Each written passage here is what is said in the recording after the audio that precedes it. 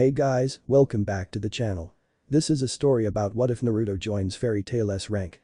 Before I start, please support for more amazing content and do consider subscribing to my channel and share this video with your friends. This is written by Josh Naruto and link in description and support writer. Let's start the video. Chapter 1. A New Path. Order of Hai no Kuni and Odo no Kuni.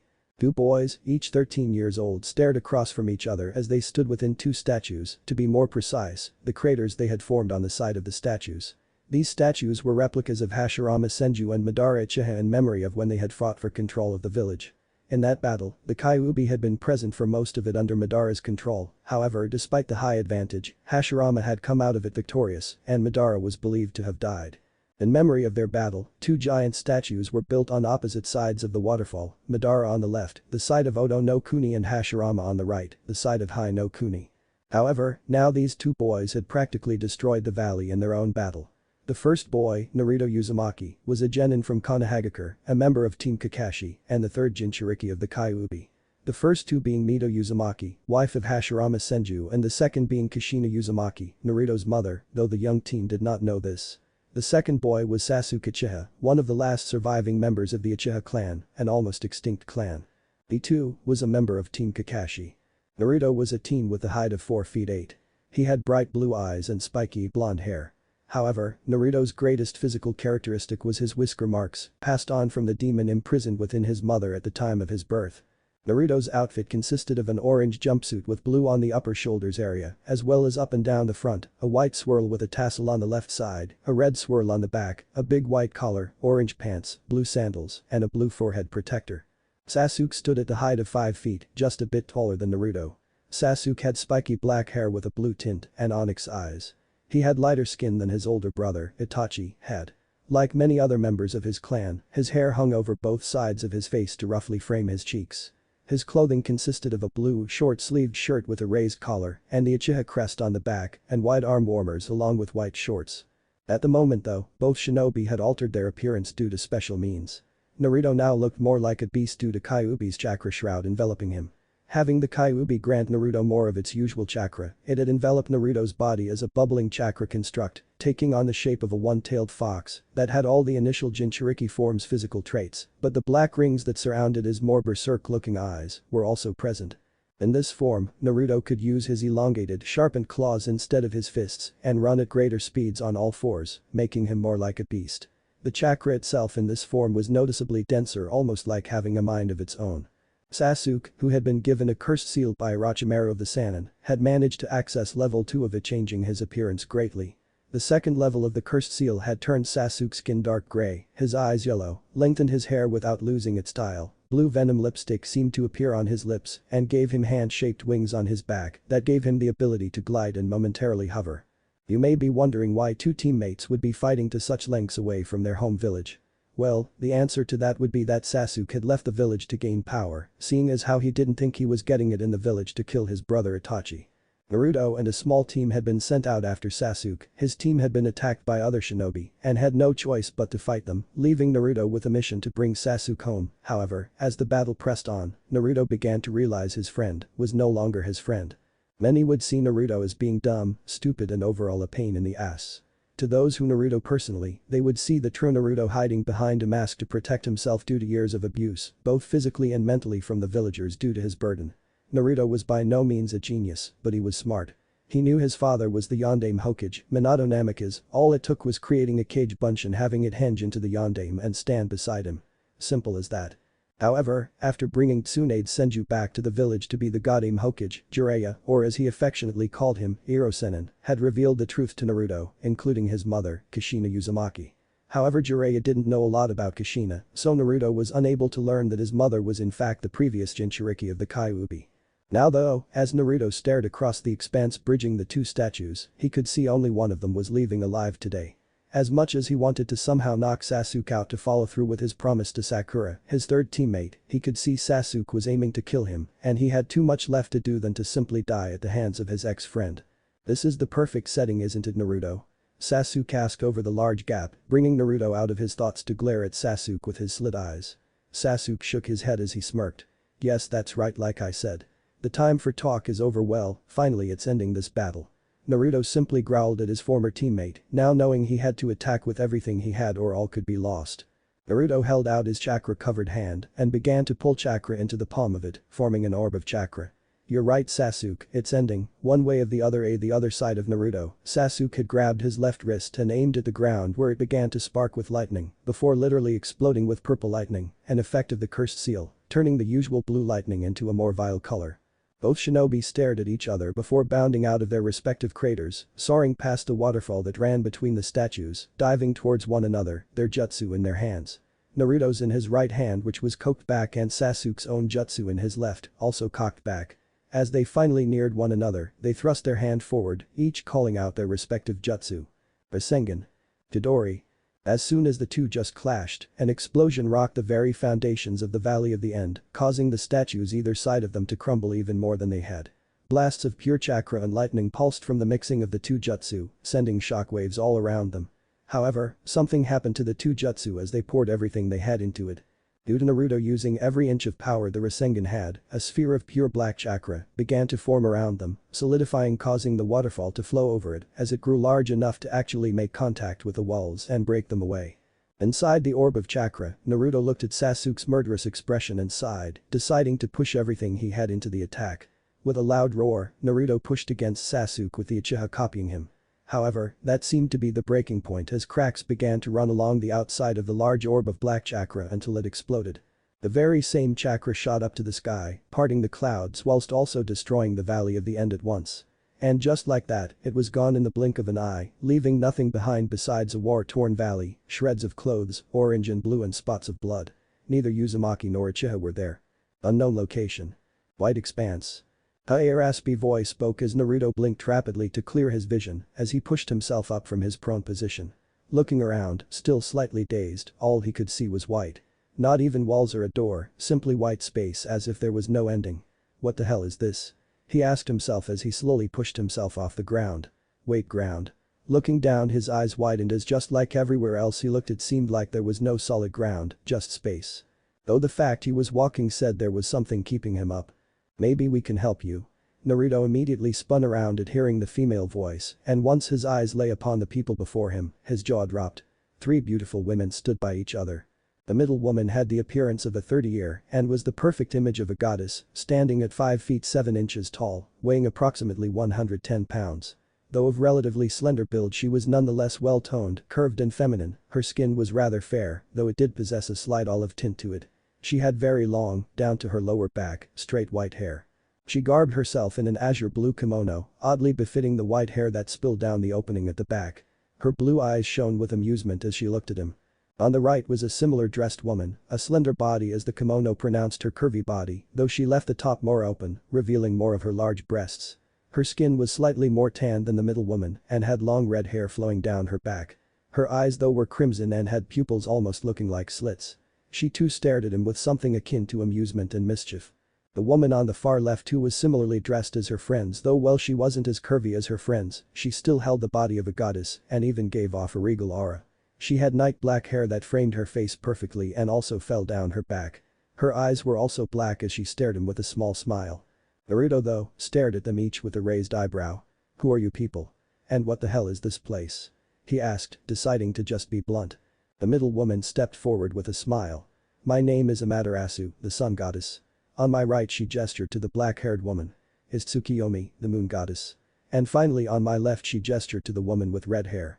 "Is Inari, the kitsune goddess." And to answer your second question.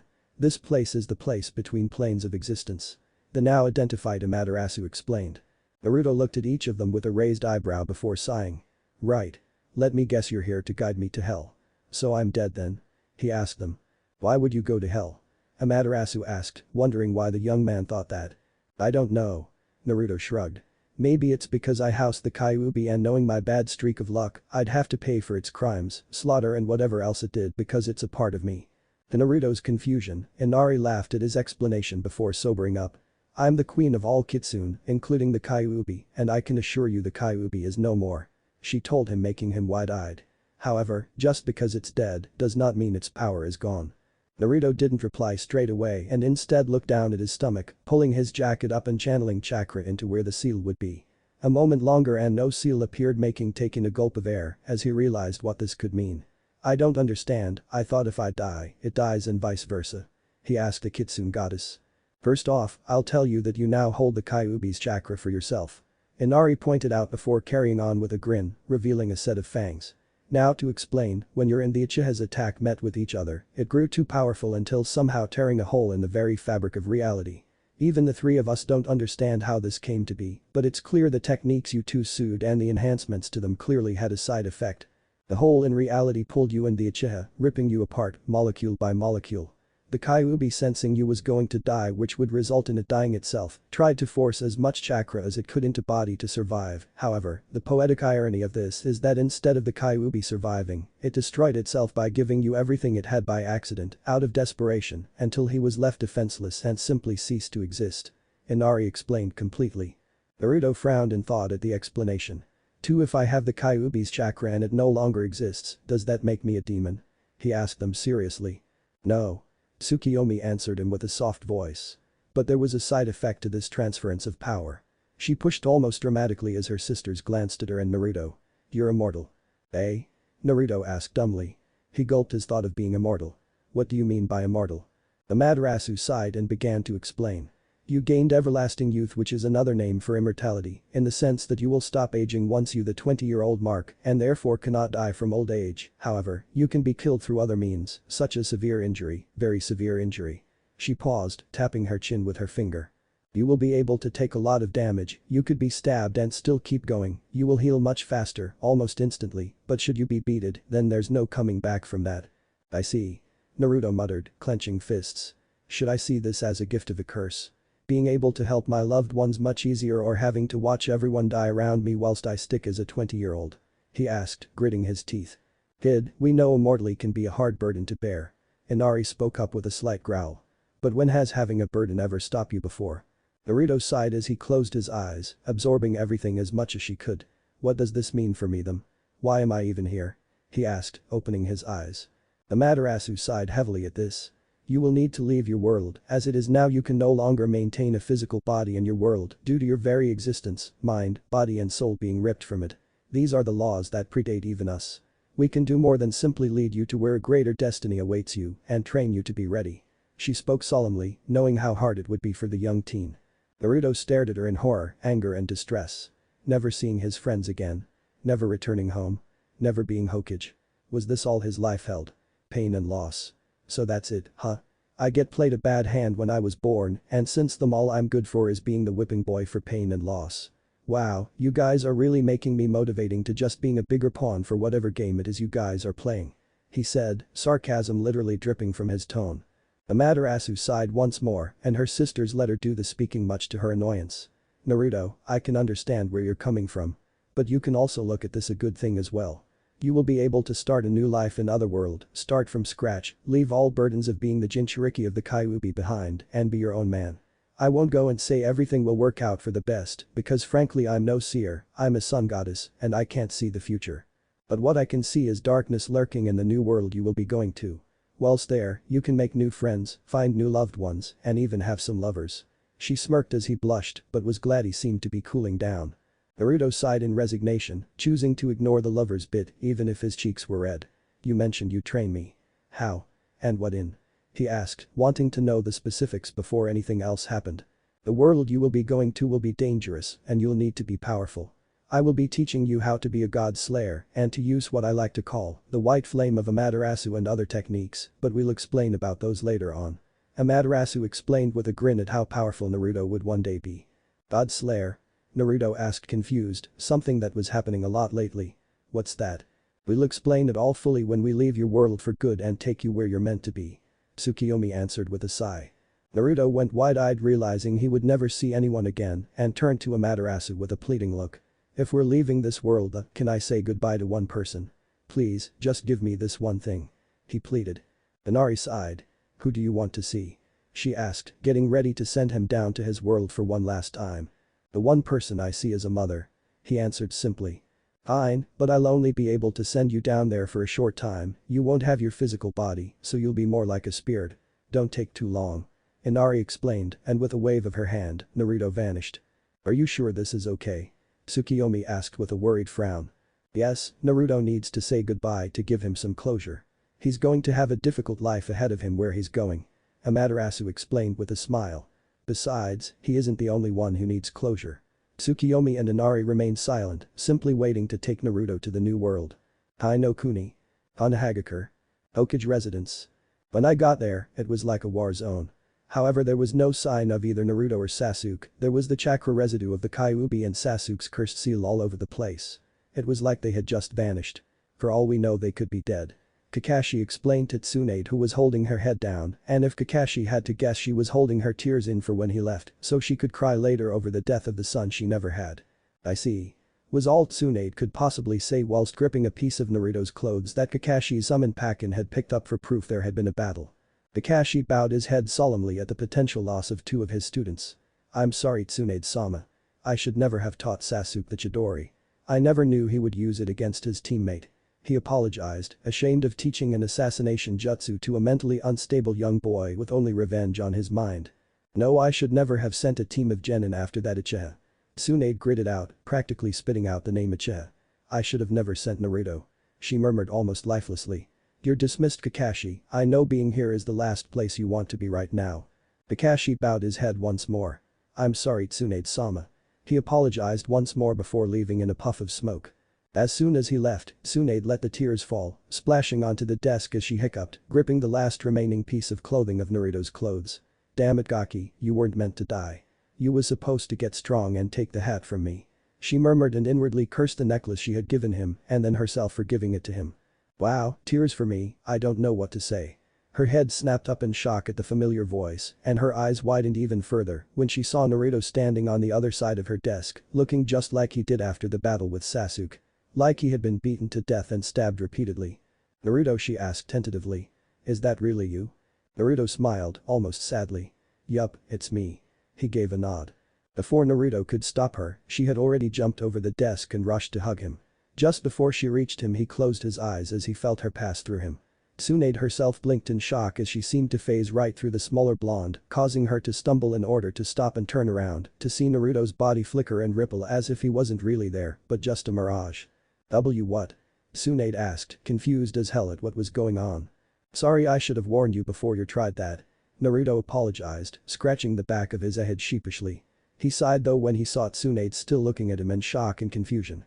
It really is me, only not physically. So, you're dead. Tsunade noted, lowering her head, thinking she was either seeing things or he was a ghost. No. Tsunade looked up quickly and Naruto was sure he heard her neck crack at the speed. I'm alive, but I don't belong here anymore. I don't understand it completely, but I can't exist in this world, or that was what I was told anyway. Seeing her confused look he shrugged. I was told that I was needed elsewhere in another world where I can start a new life. The Kyuubi's dead, killed itself actually, which is ironic considering it was trying to save its own ass. Seeing Tsunade beginning to cry, he felt his own tears pricking his eyelids. I wish I didn't have to go, I still have so much to do here, and then there's Hokage, but he looked away for a moment and Tsunade understand instantly. You want to start a new life where no one knows you as the Jinchuriki. She finished for him. She clenched her hand as Naruto looked over to her. But I don't want you to leave. You're the reason I even came back to this village and became Hokage. Without you here I have no reason to stay here. She exclaimed in frustration, sadness and anger. Naruto smiled sadly at her and wished he could hug her to ease them both at this new change. I wish I could stay, but people need me elsewhere and I know I'm going to miss my friends and everything else here, but like you said, I get to start clean, I won't be resented for being who I am, and from what I'm beginning to understand about this new world, it's going to be quite fun. He grinned for a moment and Tsunade chuckled along with him. From what I understand, when I died and the Kyuubi managed to somehow bring me back at the cost of its own life, I no longer have a place in this world. Seeing her slowly crying he smiled sadly. Just so you know, you're the mother I never had, and no matter where I am, I'll always think of you, and I doubt I could ever forget about you. He smiled through the tears that were slowly rolling down his face, and he didn't bother trying to wipe them away. Tsunade, knowing he would be leave forever, decided to come out and broach a certain subject with him. Naruto, if I'm never going to see you again, then you should know about your parents. Your father was Minato Namikaze. Naruto finished and almost laughed at her gaping look. And my mother was Kushina Uzumaki, I know. Hiro Sennin told me after we brought up back. I won't say I'm happy about my father being who he is, but I just have to deal with it and believe he sealed the Kyuubi within me for a reason. Tsunade gave a nod while inwardly promising to beat Jiraiya for telling him and not informing her he had. Naruto, seeing her still looking down, smiled sadly once more. Tsunade, this village still needs you. I need you to look after this village and my friends. I know you never really wanted to be Hokage, but this village needs you now more than ever. With Akatsuki, I have no idea how they'll react to Kyuubi being killed. Tsunade gave him a nod and smirked through her tears. I'll protect the village and your friends with everything I have, but do one thing for me. Lose that damn mask you hide behind. If you're starting off in some new world, then be your real self, like you are now. She almost begged, preferring this more relaxed and serious Naruto than the goofball version, though she did find it cute. Naruto chuckled and scratched his whisker marks sheepishly. You got yourself a deal, okay-san. Tsunade almost burst into tears again at the affectionate term. Tsunade gulped in a breath as she saw his legs beginning to fade away. Naruto, you were the son I never had, good luck where you're going and give me some grandkids. She laughed softly as tears ran down his face, while his cheeks lit up in a blush. Goodbye, Sachi. As she watched Naruto finally vanish with a tear-filled sigh, she noticed some tears splash on the ground. Narrowing her eyes at them, she walked over to them while rubbing her eyes. Bending down, she touched her finger to the tears and found that they were in fact real somehow. Truly realizing she would never see Naruto again, she collapsed into a heap and began to cry even harder. She wouldn't be found until Shizune entered the office in the morning to see her collapsed on the floor. Unknown location. White expanse. In the infinite white space, Naruto reappeared, whipping his tears away from saying goodbye to one of the most important person to him. Shaking his head to clear his mind, he looked ahead of him to see the three goddesses waiting with calm expressions. So this it then? He asked with a raised eyebrow. Amaterasu stepped forward and smiled slightly, knowing he was in pain of leaving everything behind. Yes. Before we can take you to your new world, we will be taking you to our realm to train you in everything we know. When you turn 20 you will stop aging. At that time we will be forced to send you to a place called Earthland. The world where you will live. She smiled. Naruto nodded. What will you be teaching me? He asked, wanting to know what he would be able to do. Amaterasu smiled as she held up a hand. When we're through with you, you will be able to use my white flame as easy as you can breathe. Her hand suddenly came to life with the so-called white flame. Even from where he stood, Naruto could feel the raw power and heat coming from it as it burned on her hand. It looked just as it was called, white fire, a beautiful but obviously deadly fire. My white flame is what is known as a type of magic called caster magic. A form of magic where the user, this being you or me, uses the magic stored within them and releases it. Awesome. Naruto whispered in awe as Amaterasu shook her hand, dispersing the fire and showing Naruto how her skin was just as clear as it had been earlier. However, something clicked in his mind to what she had just said. Magic? That's real? He asked, shocked. We will explain that later on, in your training. Tsukiyomi stepped forward next. I will be teaching you how to use a form of magic called Requip, a holder-type magic that allows users to store items in pocket dimensions. In my case, these items would be swords or other types of weapons, most importantly, my unique and personal sword, Sword of Tsukiyomi. She held her hand out, and a complex seal lit in the color blue around her hand before a shape began to take form in her hand. But the flash of light, the seal vanishes, revealing a sword in her hand. It resembled a normal katana. The only decoration was the dark blue tsuba, which was a hexagon instead of a rectangle. The two sides parallel to the blade were long, whereas the four sides above and below the blade were shortened, making it into almost a diamond or prism-like shape. The handle was also dark blue. This is my personal sword, as stated by the name of it. I will grant you the usage of this amongst many more. I will also be training you in the art of sword fighting. Naruto stared in awe at the beauty of the sword and began to feel more pumped up about this new world he would be entering. Beautiful. He uttered, getting a smile full of pride from Tsukiyomi for the praise towards her sword. Whatever. Inari said, waving her dismissively towards her sister, who glared mildly at her. I won't be doing any of that special stuff, but I will be training you into how to use the Kyuubi's power. Now that you have immortality, the transformation won't cause you damage anymore, so when I'm through with you, you'll be able to transform up to the 9th tail, that's a promise. I see. Naruto nodded, taking everything. Are you ready, Naruto? Amaterasu asked, stepping closer to the blonde. Once you say yes, there will be no coming back. Naruto stared the sun goddess in the eye with an aura exuding determination and confidence. Let's do this. He said, getting a smile from them as Amaterasu clicked her fingers and they vanished from the white expanse. To be continued in Chapter 2. 27 years later. Chapter 2. 27 years later. Kingdom of Fiori. Fourth Woodland. 27 years later. Naruto Uzumaki was now 40 years of age. His physical attributes had increased by leaps and bounds, whilst he currently wore an entirely different outfit than the orange monstrosity he had worn before leaving his homeworld. He stood at the height of 6 feet 2 with bright blue eyes and spiky blonde hair with jaw-length bangs, framing either side of his face.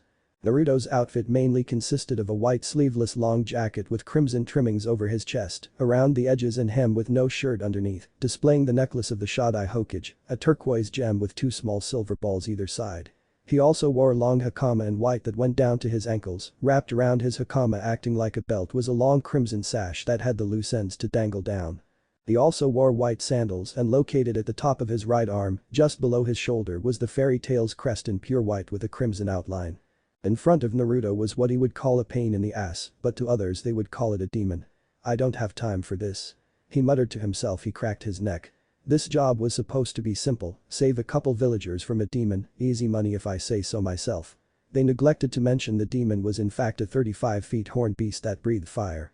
He mumbled to himself in annoyance as the demon in front of him inhaled. The demon itself was just he said, a 35 feet demon that towered over everything, large horns either side of its head and large clawed hand that could cut the ground in half with a single swipe. Naruto shook his head at the demon's intentions. "Thought you would have learned fire doesn't work on me." He shook his head as he held his hand out to his side, where a purple seal consisting of complex pattern designs appeared around his hand. Requip. Sword of Tsukiyomi. Just like the goddess had done once before, the sword appeared in a flash of purple light. It resembled a normal katana. The only decoration was the dark blue tsuba, which was a hexagon instead of a rectangle. The 2 sides parallel to the blade were long, whereas the 4 sides above and below the blade were shortened, making it into almost a diamond or prism-like shape. The handle was also dark blue. The demon paid no mind to what Naruto had done and exhaled a large blast of fire that consumed Naruto immediately. However, just as the fire was about to overcome him, it began to be sucked into what looked like a vortex as it was pulled back, twisting around a certain point. Eventually the demon could see its fire all aiming for a specific place and was able to see through the fire as it squinted its eyes. Standing in the middle of the blast of fire was Naruto, and he was inhaling the fire as if he was breathing air. His friends who knew his eating habits would in fact say the sight was just like a fire being sucked into a vortex. "Ugh." Naruto spat out as he swallowed the last bit of the fire. "I thought it was bad the first time, but it just gets worse." He shivered as he almost gagged but managed to hold it back. "How the hell do you stomach that disgusting fire, huh?" he asked the demon only to receive an angry roar. "Right, demon, Dumbus, can't talk." Shaking his head, he moved into a stance, holding his sword specifically as his eye narrowed into slits. "I'm done playing around, I want to get back to the guild for some relaxation, and you're slowing me down." His tone turned serious and deadly, and if the demon had good instinct, he would have run. With a grin, Naruto lunged at the demon, sword held high. "It's been 20 years since I came to this world known as Earthland, and I have to say, it was fun. I'm now technically 40 years old though because of my new immortality I only look 20. Ever since I came here I've been able to start a new life with a clean slate. I was no longer a Jinchuriki, human sacrifice, dope, instead I was respected after my fellow mages witnessed my new power I was able to build up thanks to Amaterasu, Tsukiyomi and Inari. Speaking of training. I now have only one energy source, magical energy. Apparently when I crossed realms or maybe it was when I died and came back, my large chakra capacity had been converted to magical energy. This meant I'd lost all of my jutsu since they were created via chakra. The only real loss though was the Rasengan my father had created, though I had managed to recreate my Kage Bunshin, though not to extent I could with chakra.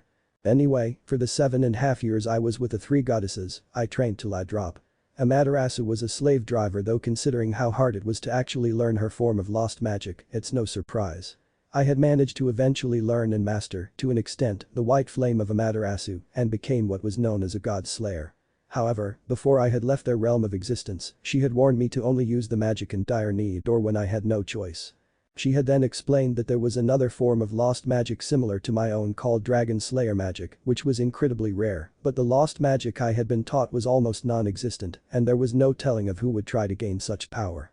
That didn't stop me from swallowing and eating fire though, I just put it off as something I could do and offered no further explanation to anyone. In the 20 years I have lived in Earthland though, I hadn't had to fight anyone strong enough to use my god slayer magic. My second sensei, Tsukiyomi had taught me how to use Requip like she said she would. Requip was the magic ability of being able to summon and store weapons in and from a pocket dimension. With this I could summon Sword of Tsukiyomi and so many more weapons at any time. This and my enhanced strength, speed, immortality and everything else I gained from training to be a god slayer, besides the fire of course, were the reasons I had become so well known in this world. It kinda makes me curious about what they'd say when they find out what I could really do. My final sensei, Inari, was probably the hardest piece of training I had to undergo. Having to train in using the Kyuubi's energy, yes energy, apparently when my chakra was converted, Kyuubi's was also. This was a plus in my book since with it being fueled with magic energy it wasn't as volatile. Being immortal and having his speed regeneration was also a large help since once I go 4 tails or higher, my skin is torn off to make me more fox-like. Not a pretty sight if I say so myself. When I had come to Earthland 20 years ago I had gone out to explore and train for 13 years. Yes, seems like a long time to explore I know, but at the time I relished in the peace and traveling through an unknown world. That was why around 7 to 8 years ago I decided I was lonely and wanted to have some company, this lead me to my current guild. Flashback. Magnolia Town. Fairy tale, huh? Naruto stared up at the large mansion-like building. The exterior was pyramidal in shape, the size of the floors decreasing the higher into the building. This stopped though, short of the pointed dome topping the summit of the building. It truly was an amazing building that screamed fun, especially if what he'd heard about them was any indication. A large board was situated above doorway with fairy tale printed on it large enough for anyone in a distance to see it. Walking over to the front double doors, he grasped a handle and swung it open. Stepping inside he took a good look at the place. The inside was similar to a large lunch hall. Several long benches stretched across its length with a bar. Several waitresses from what he could see were milling about. Located beside the bar was what looked like a request board where the fairy tale mages obviously earned a living from by completing client requests, similar to mercenaries. Another thing he noticed was that dozens of unfamiliar faces stared at him, startled by the sudden entry and the door shutting close behind him as a slam. Just as he went to take a step forward, a body slammed into him though since he was tall and obviously bigger in build, the person toppled backwards with a loud oof, causing him to look down at what struck him. Immediately seeing not what but rather who hit him, he blinked. White hair, blue eyes, goth clothing. What are you, some emo punk? Naruto inquired with a raised eyebrow, quite used to the many different types of people since coming to Earthland. The young girl who was now red in the face looked up at him with fury, despite the difference in size and obvious age. At once she jumped back to her feet clutching a sheet of paper in her hand. What the hell is that supposed to mean, you jerk? She asked, glaring with a hand on her hip and a scowl marring her features. It means what it means. Naruto shrugged before sighing as the young girl's face went red from anger. Look, I came to this guild because I was told this was a good place to look for work. So where the hell's the master of this place, he asked, while noticing how everyone was staring at them with raised eyebrows and sharing fearful glances at the girl. The girl wasn't listening to him though. Oh really? Who the fuck was that then? She asked with an almost arrogant smirk. Someone a little girl like you shouldn't know about. Naruto replied with a deadpan expression with a tiny bit of boasting, he may be older, but he still liked to rile people up. Little girl. The girl shouted with rage clouding her features. Do you have any idea who you're talking to? She shouted. Naruto sighed and rubbed his temple feeling a headache coming on. No, I don't, and to be frank, right now I couldn't give two shits. He patted her shoulder walking past. Now, I'll find someone my own age, or close it, and actually find out where the master is. As he walked past her, he could practically feel the dark aura pouring from her anger surfacing even more from his dismissal of her. Devil's right hand. Behind him, her right hand suddenly transformed into a devil-like feature, freaking out many people whom were new to the sight. Grinning darkly, the girl span around to face Naruto's back and rushed him with her arm pulled back. Naruto, sensing danger, span around as well and was able to place an arm in the way as she punched him, releasing a blast of energy at the same time. Tables and benches were blown away as a crater formed underneath their feet from the force. Everyone watched in apprehension at the smoke cloud that had enveloped the two people. You're strong, I'll admit that they heard the man mutter before the smoke was blown away by a pulse of magic energy from the blonde. To their shock he held the girl's hand with his own hand, gripping it as if he had been punched lightly. They saw the white-haired girl's eyes were wide in disbelief as well. But you're not strong enough to defeat me, not yet anyway. Before anyone could so much as breathe, Naruto lifted his other hand up and flicked the girl in the forehead lightly, but to their surprise, she was pushed back several feet as Naruto released her devil-like hand. So, little girl, you never told me who you were. Naruto commented, to everyone else seeing a 20-something man calling her a little girl was odd since he couldn't have been much older than her, but they didn't know he was in fact 33. The younger girl let the comment about her age or size slide for now, either one pissed her off and decided to answer the first person to ever stop her punches, besides the master that was. Murahin and I'm 12, I'm not a little girl. she shouted, regaining her confidence. Naruto laughed lightly, being reminded of himself at the now identified Murahin's attitude. "You remind me a lot of myself when I was a kid," he commented with a grin. "Tell you what, should I join Fairy Tail, you come back to me when you're say 20 and much stronger, I'll fight you then, but right now I'm too strong for your current level." He reasoned with her, though what annoyed her even more was that he didn't sound arrogant when he spoke, just confident and assured of himself. "Boy. You think I'm weak?" Murahin shouted as energy exploded out of her. Satan's Smru. Satan's soul, a black magic circle erupted over her head, enveloping her in black light.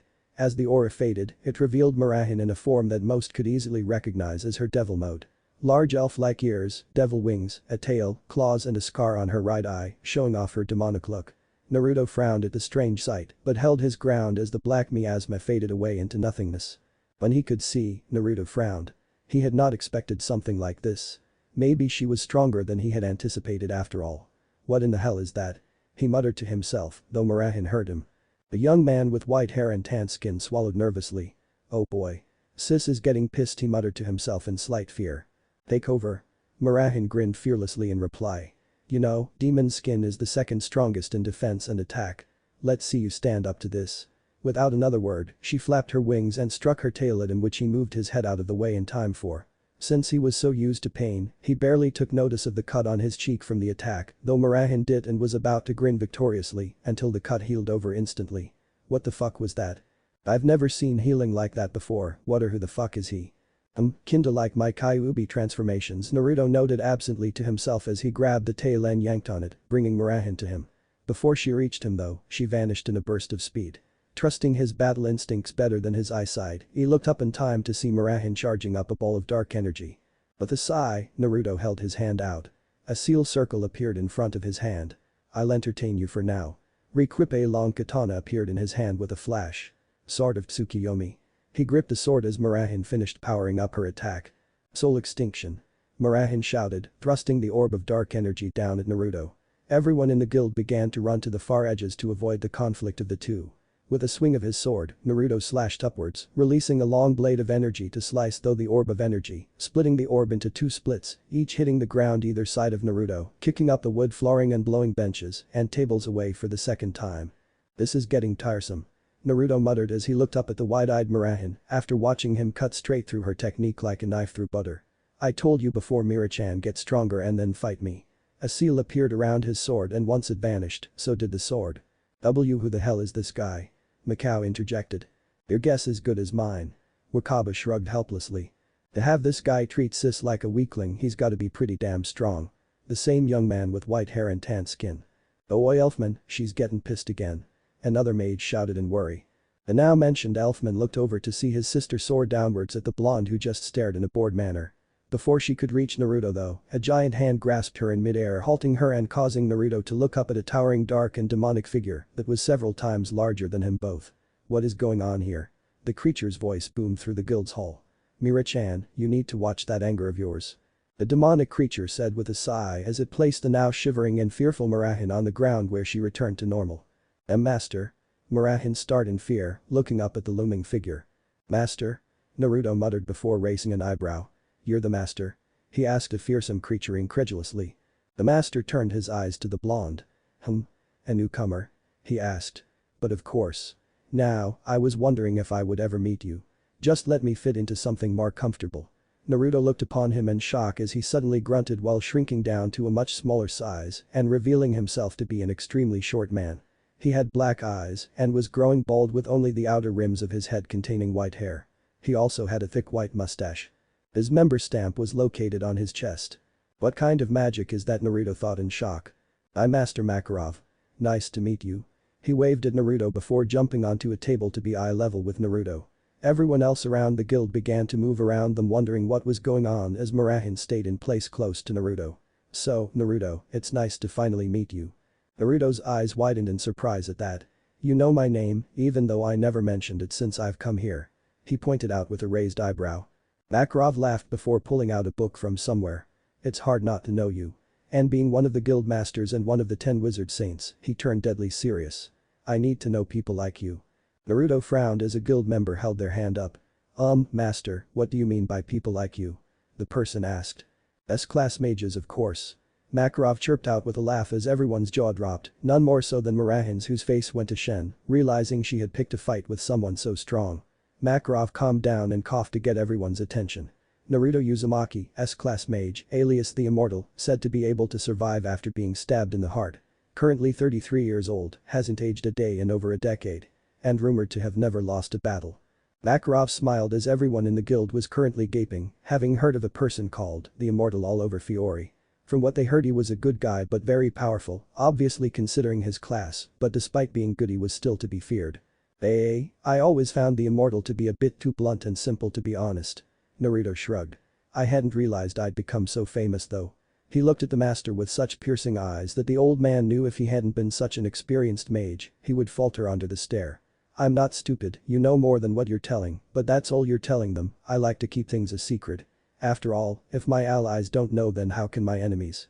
You see what I mean? I understand all that. Makarov gave a little wave as if in dismissal before locking eyes with Naruto. But before I make my decision, why should I let you join us? No, better question, why does someone as strong as you want to join us? Naruto chuckled mirthlessly. I've been traveling alone for a long while, and it can get lonely. With my situation as it is, I'm sick of traveling alone, and I'd prefer to have a place I can call home, where I can settle down for once and have a place I can go to relax with my friends. The words friends seemed strange to him since he had been alone for so long. Granted, he'd had company before, partners for mercenary jobs and the like. And he wasn't a stranger to a woman's body either, thanks to Amaterasu deciding it was time he finally lost his virginity before he began a new life, though he wasn't going to complain anytime soon, but he hadn't had a true friend since he'd arrived to the new world. Makarov could sense the word felt foreign to the younger man, and he knew he was a good guy, and especially a guy fit for fairy tale. He slowly reached behind him, putting Naruto on guard and making every tense, but when he brought his hand back around, there was a collective face plant into the ground as Naruto's sweat dropped. In his hands was a stamp with a fairy tale crest on it. Where do you want it? Makarov asked with a wide grin. That's it? Naruto asked with a raised eyebrow. You're just accepting me like that? Yup. Makarov nodded happily. Murahin, who had been silent the entire time from thinking of how she had attacked an S-class mage, and he could probably have killed her from what she'd seen, though she hadn't gone full out either since they were in the guild hall, but it was still a nasty thought. But now, hearing the master accept him so easily struck something inside her. What? You mean this newbie can join just like that? She shouted indigently, pointedly ignoring the fact he was S-class. What the fuck? Naruto chuckled at the small girl as Makarov held the stamp up. So, where do you want to broadcast here with the greatest guild? He asked, inwardly happy at having such a strong person with him, though he didn't know everything he could do. A person didn't get to S-class for no reason, and that was all he needed to know. Besides, having him join was also giving him a home. Naruto gave a nod and pointed at the top of his right arm, just below his shoulder. I'll have it there, and in the brightest white possible with a red outline, if that's possible. Naruto asked, wanting to have the crest the same color as his outfit and also his flame. And do, Naruto-chan. Makarov grinned, channeling energy into the stamp and pressing it onto the intended spot for a moment before pulling away to reveal a perfect symbol of fairy tale, pure white with a crimson outline standing out just like he wanted.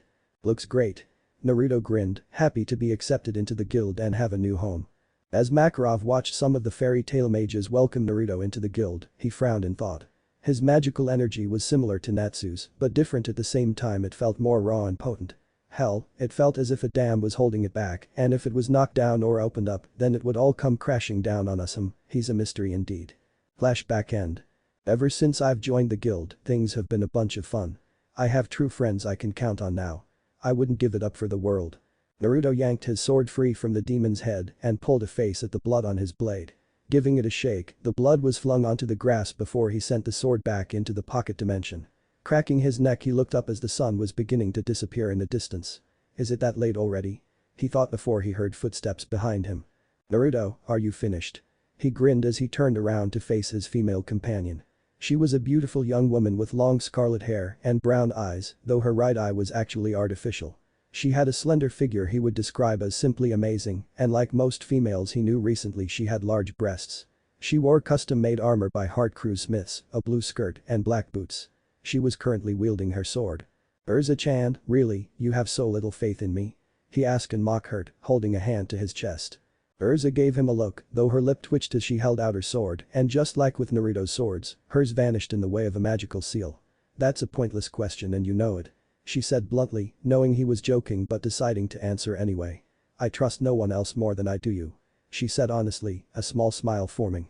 After all, how could I not trust the man who saved me when I most needed it? Naruto smiled back and thought back to when they first met. Flashback. Route to Tower of Heaven Island. It had been a couple months now since Naruto had joined Fairy Tail.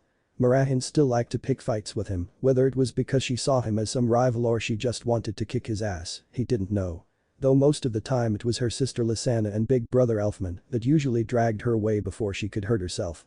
Naruto though liked it in a way that someone was aiming to become stronger than her, especially from the way he'd secretly watched her train, while mumbling about blonde bastard. He had also met an interesting person who he had taken a liking to, Natsu Dragneel, a dragon slayer, a fire-based one at that in fact. What were the chances that a guild would have a god slayer and a dragon slayer? Either way, the boy had a ton of potential, the same as another kid, Grey Fullbuster, someone who used a magic called Ice Make. Everyone else in the guild seemed to have a ton of potential just waiting to be tapped into. At the moment, Naruto was now catching a ride out to an island on a medium-sized speedboat captained by an old man and his dog. Since he had no other passengers, the old man gave him a discount for the short trip across the sea. Naruto leaned over the boat and enjoyed the breeze as it brushed against his face, blowing his longer hair back. It was times like these where he wished he could simply freeze time and enjoy it. Leaning back in the back, he pulled a sheet of paper from his Hakama's pocket and read the job that was on it. B-class job. Threat level. Medium. Pay. 300,000 jewels. Task. Group of cultists illegally captured citizens and are using them as slaves. Using them to build Tower of Heaven Aka system in order to resurrect the spirit of the Black Mage Zeref. Take out cultists, free the illegal slaves, and destroy the tower to prevent resurrection of Zeref. Naruto frowned at the request, finding that whoever could build such a structure had to be powerful. This is one of those missions where it says it's a low class, then it becomes a higher class, isn't it? This is the mission to Nami no Kuni all over again, I just know it. Then again, the old man lets me do S-class jobs. I only took this one for easy money, he shrugged to himself as the boat suddenly stopped. Land ho. The old man shouted from his steering wheel as the dog barked in response from beside him. Naruto stood up looking with a stretch and a yawn to see they had reached the target island. Nodding his head to himself, he tossed the old guy a tip before jumping off boat and onto shore. Thanks for the ride, old man. He said, giving a small wave over his shoulder as he walked away. No problem, Fairy Tail looks out for one another. Naruto looked back to see the man flashing his own Fairy Tail crest on his wrist as he turned the boat around to head back in the other direction. No wonder I didn't see an engine. He was using his own magic to power the boat, the blonde thought with a raised eyebrow before he walked away from the shore. He looked down at the paper in his hand to see it suddenly burn away. What the hell? He muttered, shocked by it before shaking his head and turning to look up at the massive structure in front of him. So this is Tower of Heaven, what a bunch of nut jobs. Alright, first I break out the slaves then, and then I bring this place down. Looking down from the tower, he focused his eyes on the main gate in front of him. Clenching his fist, he cocked his arm back and punched the gate, forming an indent before the gate was blasted off its hinges and smashed into a wall. With the gate gone, he could see several paths and tunnels. Holding his hand out in front of him, 5 tendrils of magic burst from his palm and struck the ground in front of him. Repuric Shan. Replication, the 5 tendrils that struck the ground immediately shot upwards in a blob of energy that began forming a human shape until they revealed 5 perfect copies of Naruto. Unlike my cage bunchen, I can't form a sign and they pop out of me. This was the closest I came to recreating it. I can't summon as many as I used to, but these clones are more or less replicas of me in every way and they don't die after one strike. Even better, because they are a part of my magic, everything they learn goes straight back to me. They're perfect. He gave a nod to the clones which were returned as they shot off. Naruto crossed his arms and closed his eyes, waiting patiently for the clones to give him information on the location of the slaves, since it would be safer to rescue them first. Well, it would be easier to carry on the mission if they were rescued. After a few minutes, one of his clones dispelled, relaying the location of the slaves to him. Nodding to himself, he descended down one of the staircases while keeping on guard. Underground slave cells. Down in the cells, the slaves sat quietly, agonizing over their predicament. All of them looked over in fear as there was a creaking sound coming from the cell gate as it suddenly swung open. They all gulped as they watched the trembling form of a shackled Urza enter with a shove from the guards. "Hey Ni-san, you're okay?" One of the slave children exclaimed in worry. "Idiot. Look at her. How can you say she's okay?" An older boy shouted, pointing at Urza as she trembled on her spot. "What about Joel? He said he was going to get past those guys to save you," another young boy said before a hand squeezed his shoulder to stop him. They all looked over to see an old man stopping the young boy from speaking. "Just let her sit quietly, poor girl must have suffered a lot in the punishment chamber." He told them sternly and softly as Urza didn't respond to any of them, just kept slowly walking forward. "But what about Joel?" The old man shook his head to silence him, but he kept on speaking. "I bet he got caught and taken in her place. Those bastards. I want to go home." One of the crying children yelled. "What's all this racket in here?" One of the cultists' voice boomed as he and another guard stormed the cell. "Calm down, Shu." A boy pleaded as he tried to comfort the child. "It's okay, Shu-kun, Gramps is here." The old man said, trying to help as well. "You better shut up, you little whelp, before I cut your tongue out." The guard yelled. He suddenly began choking and grasped his throat as blood ran down his chin from his mouth. Everyone saw the tip of a sword sticking out of the front of his throat as blood gushed from his neck before the blade was removed, letting the guard collapse to the ground dead. They all sat there stunned and not saying a word. What the hell was that? Another guard came down to the cell before his eyes suddenly rolled up into the back of his head as he collapsed. When his body hit the floor, the kids and old man could see 3 small daggers sticking out of his back. "Well, that's 2 down, though there's more to come." A voice echoed down the dungeon halls. They all turned to see the form of Naruto Uzumaki holding 2 swords in his hand, blood splashed over his clothing and blades. Footsteps were heard as a group of 20 cultists charged around the corner and came face to face with the scene. "It's him, the intruder. Kill him now." The man in front, most likely the captain, commanded. Naruto shook his head as he sent the 2 swords away before holding his hand forward. "Idiots." A large magical circle seal came to life, lit up a bright gold inches from his hand. The slaves watched as the beginnings of swords appeared from the seal until dozens of various swords stopped halfway of leaving the seal. The cultists began charging him, not taking too much notice or even caring about the entire pointy swords, ready to slice them to pieces. About 12 of them came at him to cut him off from the slaves as the rest of the cultists marched forward to the cells, the leader of this group among them. With a flick of his wrist, Naruto called out his technique. Requip. Mugen no Kensei. Infinite creation of swords. Before the charging cultists could blink, swords upon swords burst from the large magical seal and slashed, pierced and gutted the black magic cultists. At the cells, the lead cultists held its peer at the group. "One of you must be responsible somehow. No one should know about this island. No matter, he'll soon be dead, and as example to all slaves some of you will die. Starting with you." He pointed the tip of his spear at Shu and started charging. Before he could make it though, Naruto appeared in front of him, his hand around his throat crushing the man's windpipe while he glared at the man.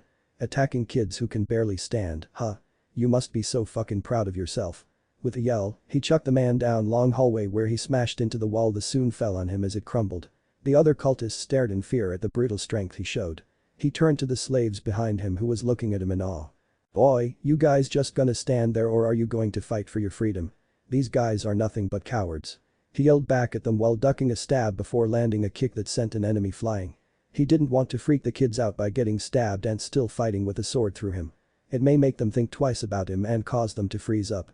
His words caused Urza's eyes to widen as she remembered what Joel had told her. "We have to fight," she repeated the words to herself. She gained a determined glint in her lone eye as she picked up one of the dropped weapons before charging forward and cutting through the re-aiming cultists in front of them. Naruto, in all of his years of seeing amazing things, couldn't stop himself from staring in awe as she proceeded to slice the remaining cultists to shreds. Where did that come from? She took out the other half by herself. He thought in amazement as Urza took down 1 more cultists before turning to her fellow slaves. "We won't become free by following orders or running away," she shouted looking at each of her friends. "We have to fight. Stand up for freedom." Inspired by her words, the rest of the slaves stood up and armed themselves with what they could find. Naruto smiled at their determination and gave a nod. "Follow me. I'll show you the way out," he shouted, running to and up the stairs he'd come down from. After arriving outside from the cells, Naruto and the slaves came face to face with an army of cultists hell-bent on crushing the revolt. "You think you can rebel? Put them all down." The head of the cultists' army shouted to his men. Both sides charged at each other with battle cries as they began clashing swords in a massive clash with the slaves fighting tooth and nail for their freedom. "You won't take advantage of us. Kill them all. Kill all the slaves," the cultists shouted. "We have the numbers. We will have our freedom." All of the slaves returned the shout in unison. Naruto was at the head of the charge, cutting down cultists left and right with brutal efficiency, summoning swords as he went along quicker than they could blink. A tendril of magic erupted from his body and formed a clone to aid in the battle, which didn't go unnoticed by the cultists. "That guy, he's not one of the slaves. He's a mage. Call in the magicians to take him down," one of the cultists ordered. Naruto gritted his teeth at that. Shit. He shouted, turning to the small redhead, Urza. You seem to be the leader of these guys, stick to regular cultists, I'll handle the magicians. He ordered. Wait. Urza pleaded, looking up at him in worry. You can't do it alone. I can help you. She shouted, not wanting to lose her savior. Naruto grinned as he turned away to face the magicians. Don't worry, I'm a fairy tale mage, I can take it. When he turned, it gave Urza a good view of his fairy tale crest. Before she could say anything, he was already off, jumping over the cultists in front of him and charging the incoming magicians. He's like Aji-san, a real fairy tale mage, she thought, stunned, before she smiled and tightened her grip on the sword she held. You bastards think you can take illegal slaves and no one would find out about it? All to resurrect some stupid god. Sorry to say, but that doesn't sit well with me. He stopped just short of the group and held his hand out to the side. A seal appeared inches away from it. Requip. Sword of Tsukiyomi. His favorite sword appeared in his hand with a flash, and he grinned as he poured magical energy into it, with the result being wide energy pouring from it. With a mighty swing and a wide arc, he shouted out. Jinjetsu. Crescent moon, a white blast of energy fired from the blade in the instant of the slash, which took on the form of a crescent. The blast of energy plowed through their ranks, leaving a huge trench in its wake as the blast exploded in the form of wild energy, flinging magicians away like ragdolls. The magicians regrouped and began to rapidly fire blasts of magical energy from their staffs and hands. Naruto growled as he began to run at them, slashing the blasts of energy with the sword of Tsukiyomi in half. One of the magicians noticed he had directed their fire away from the rebels, taking the brunt of their attack by himself. Seizing the opportunity, he jumped behind his fellow warriors, using them as cover, and took aim at the rebels and fired a blast directly towards Urza. Urza? Old man Rob shouted as he dove in front of her to take the blast. He braced himself for the hit but was stunned to hear two blasts either side of him and Urza. He opened his eyes to see a Naruto stood in front of him with his sword held in front of him with smoking coming off it. Wow. Just when I thought you guys couldn't get any lower, you go and decide to attack a 12-year-old girl from behind. Naruto muttered, lowering his blade. You must be full of fucking courage, eh? He asked sarcastically with a sneer on his face. This boy incredible, Rob uttered in awe. Now up close to the boy, he got a good look at the fairy tale tattoo on his arm. Fairy tale, huh? Makarov, you sure got yourself one hell of a mage. What are you going to do now, boy? There's no way you can keep this up. Just give up now and your death will be painless. One of the magicians declared. The cultists started to charge only to be halted in their tracks as a bunch of weapons rose into the air between the two forces. What is this? They yelled. Everyone turned to see Urza with her hands raised in the air and an angry expression on her face as a large magic seal lit up beneath her. I won't give up. We won't give up until everyone is free. She yelled as the weapons launched towards the magicians. They tried to flee unsuccessfully as the massive weapons cut them down to shreds. Awesome, Nissan can use magic too. One of the kids with blonde hair shouted. With two magic users this good, there's no way we can lose. Another declared. The remaining cultists stared at them in horror. Come with me. Urza yelled, lifting her sword into the air. Naruto smiled at the small girl and summoned two swords into his hand, moving into a stance as he did so. You heard her. This is your show. He yelled at the other slaves who roared a battle cry as they charged forward, following Urza. The cultists were now on their heels and soon overwhelmed by the slave revolt and Naruto's clones. As the rebels drove the cultists back, the deserters were ambushed by a group of Naruto clones, waiting for them at the docks. When the battle had started, Naruto had set aside a group of clones to protect the young children who couldn't fight and lead them to a ship. Since each of the clones could use his magic, they easily defeated their enemies with summoned swords. In the meantime, the kids and the clones had prepared the ship for the slaves to escape from the island. Now that the battle was over, everyone began to move to the ship, excited that their freedom was finally secured. Hey, where's Urza? An older boy asked the collective group. She went to find Jell. Rob answered, sitting on a bench, his sore bones needing to rest. Nissan should have been back by now. A small girl stated with a frown. Shit, you guys go ahead and take off. I'll find Urza and catch up. Naruto ordered as he turned and ran back towards the tower. What's the rush? We can wait. The older boy from before called out. Naruto stopped in his place and jogged on the spot as he looked at them. I got orders to blow this place sky high.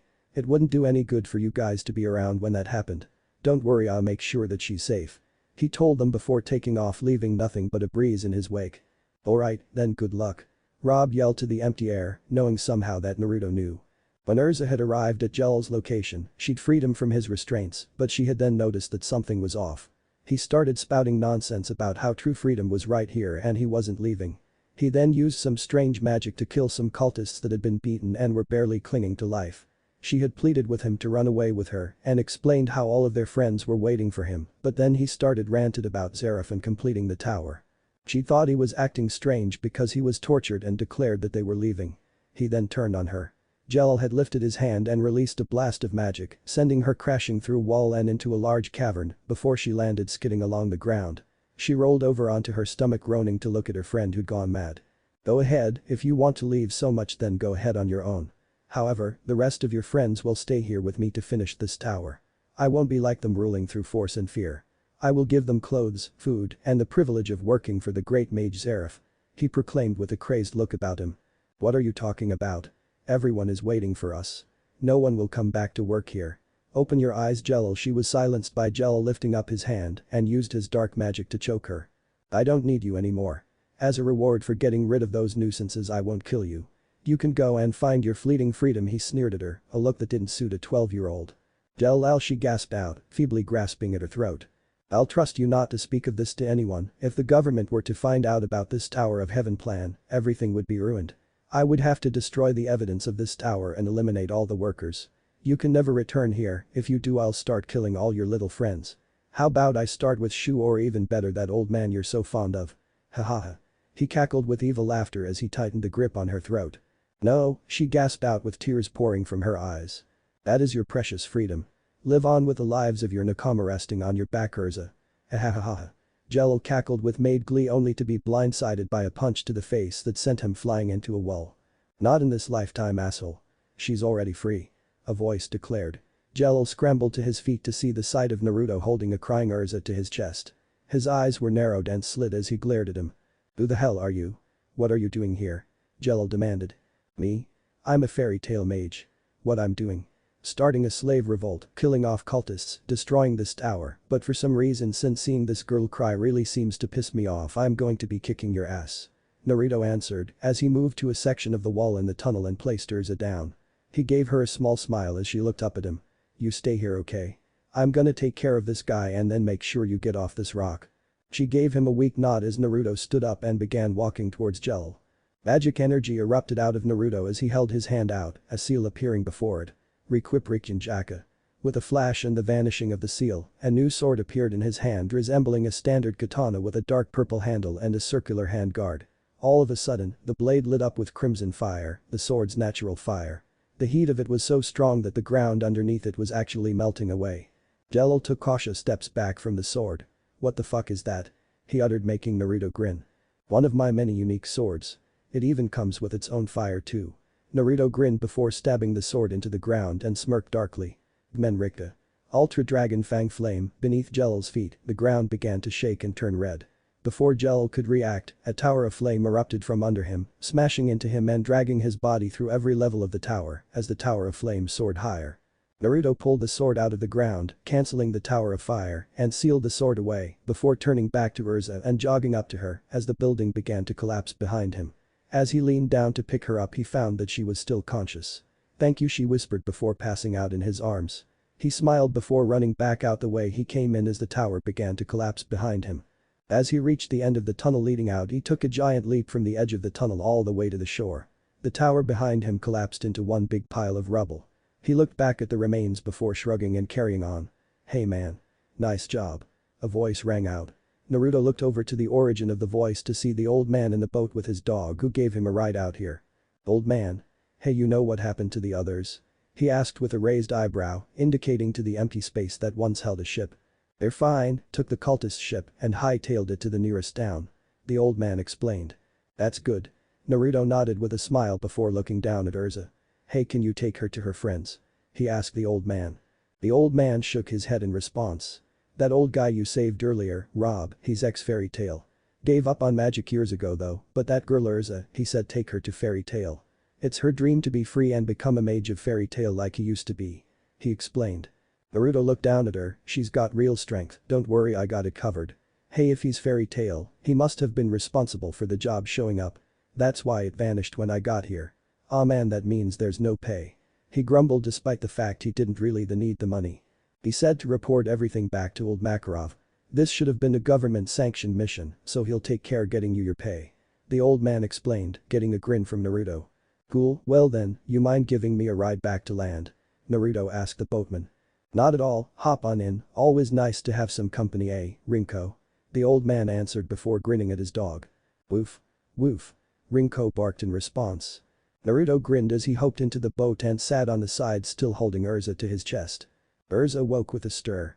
As her eyes blinked open, she found herself in a room lying in a comfortable bed. She almost thought she was dreaming, since the only thing she had laid down on in a long time was a cold, hard ground. Looking around, she saw the blonde mage who had saved her and her friends chatting with an old man. Makarov and the others noticed Urza now awake and sat up. Ah, finally awake, young lady. Naruto has told me a lot of impressive things about you, Urza-chan. Makarov greeted with a welcoming smile. Naruto? She questioned, confused. Naruto chuckled and walked over to her. That's right, we weren't formally introduced. I'm Naruto Uzumaki, and this here is Fairy Tail's Guildmaster, Makarov. Naruto introduced. Urza went wide-eyed and scrambled to her feet as her small hands gripping her dress as she bowed to them. I'm Urza Scarlet, thank you for saving me and my friends. She greeted and thanked Naruto. Naruto chuckled at her as he waved her off. No need to be so formal, Urza-chan. From what you did back in that place, you're strong yourself. If it wasn't me who saved you, you probably would have beaten those guys even if I hadn't showed up. He grinned as Urza blushed at the praise of her savior. I gotta run, got more jobs that need doing.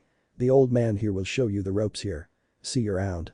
Naruto said as he walked out the room. Naruto shut the door behind him before walking out into the main hall. He quickly reached the main guild entrance, and after he'd taken a few steps outside, the sound of rapid footsteps halted him as he turned back.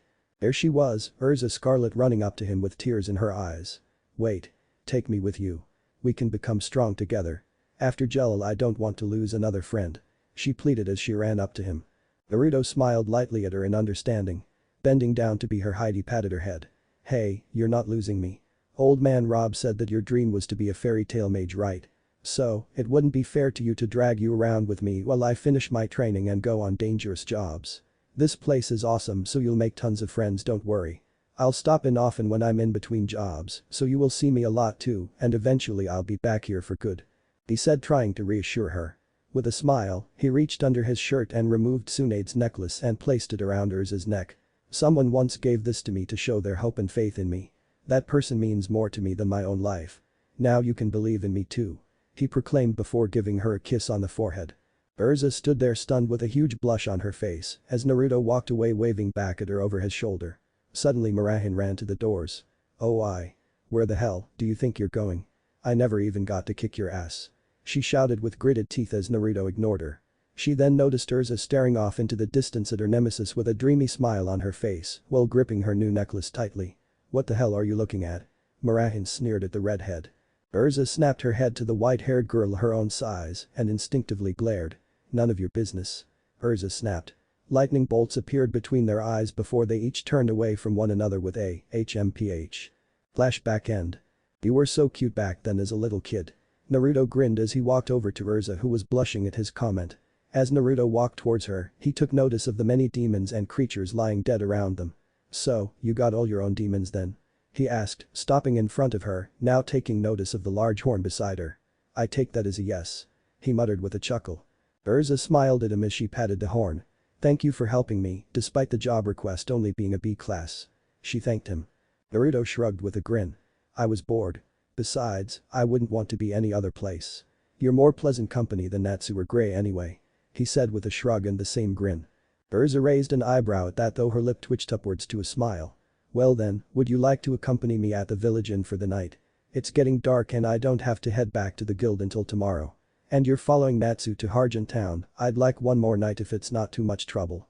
She asked with a small grin and a little tilt to her head.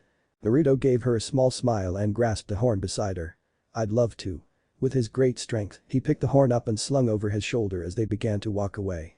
As they did walk off though, Urza glanced at the taller man beside her with a smile and touched his arm, getting a strange look from him before her hand slid down his arm until she grasped his hand, intertwining their fingers together.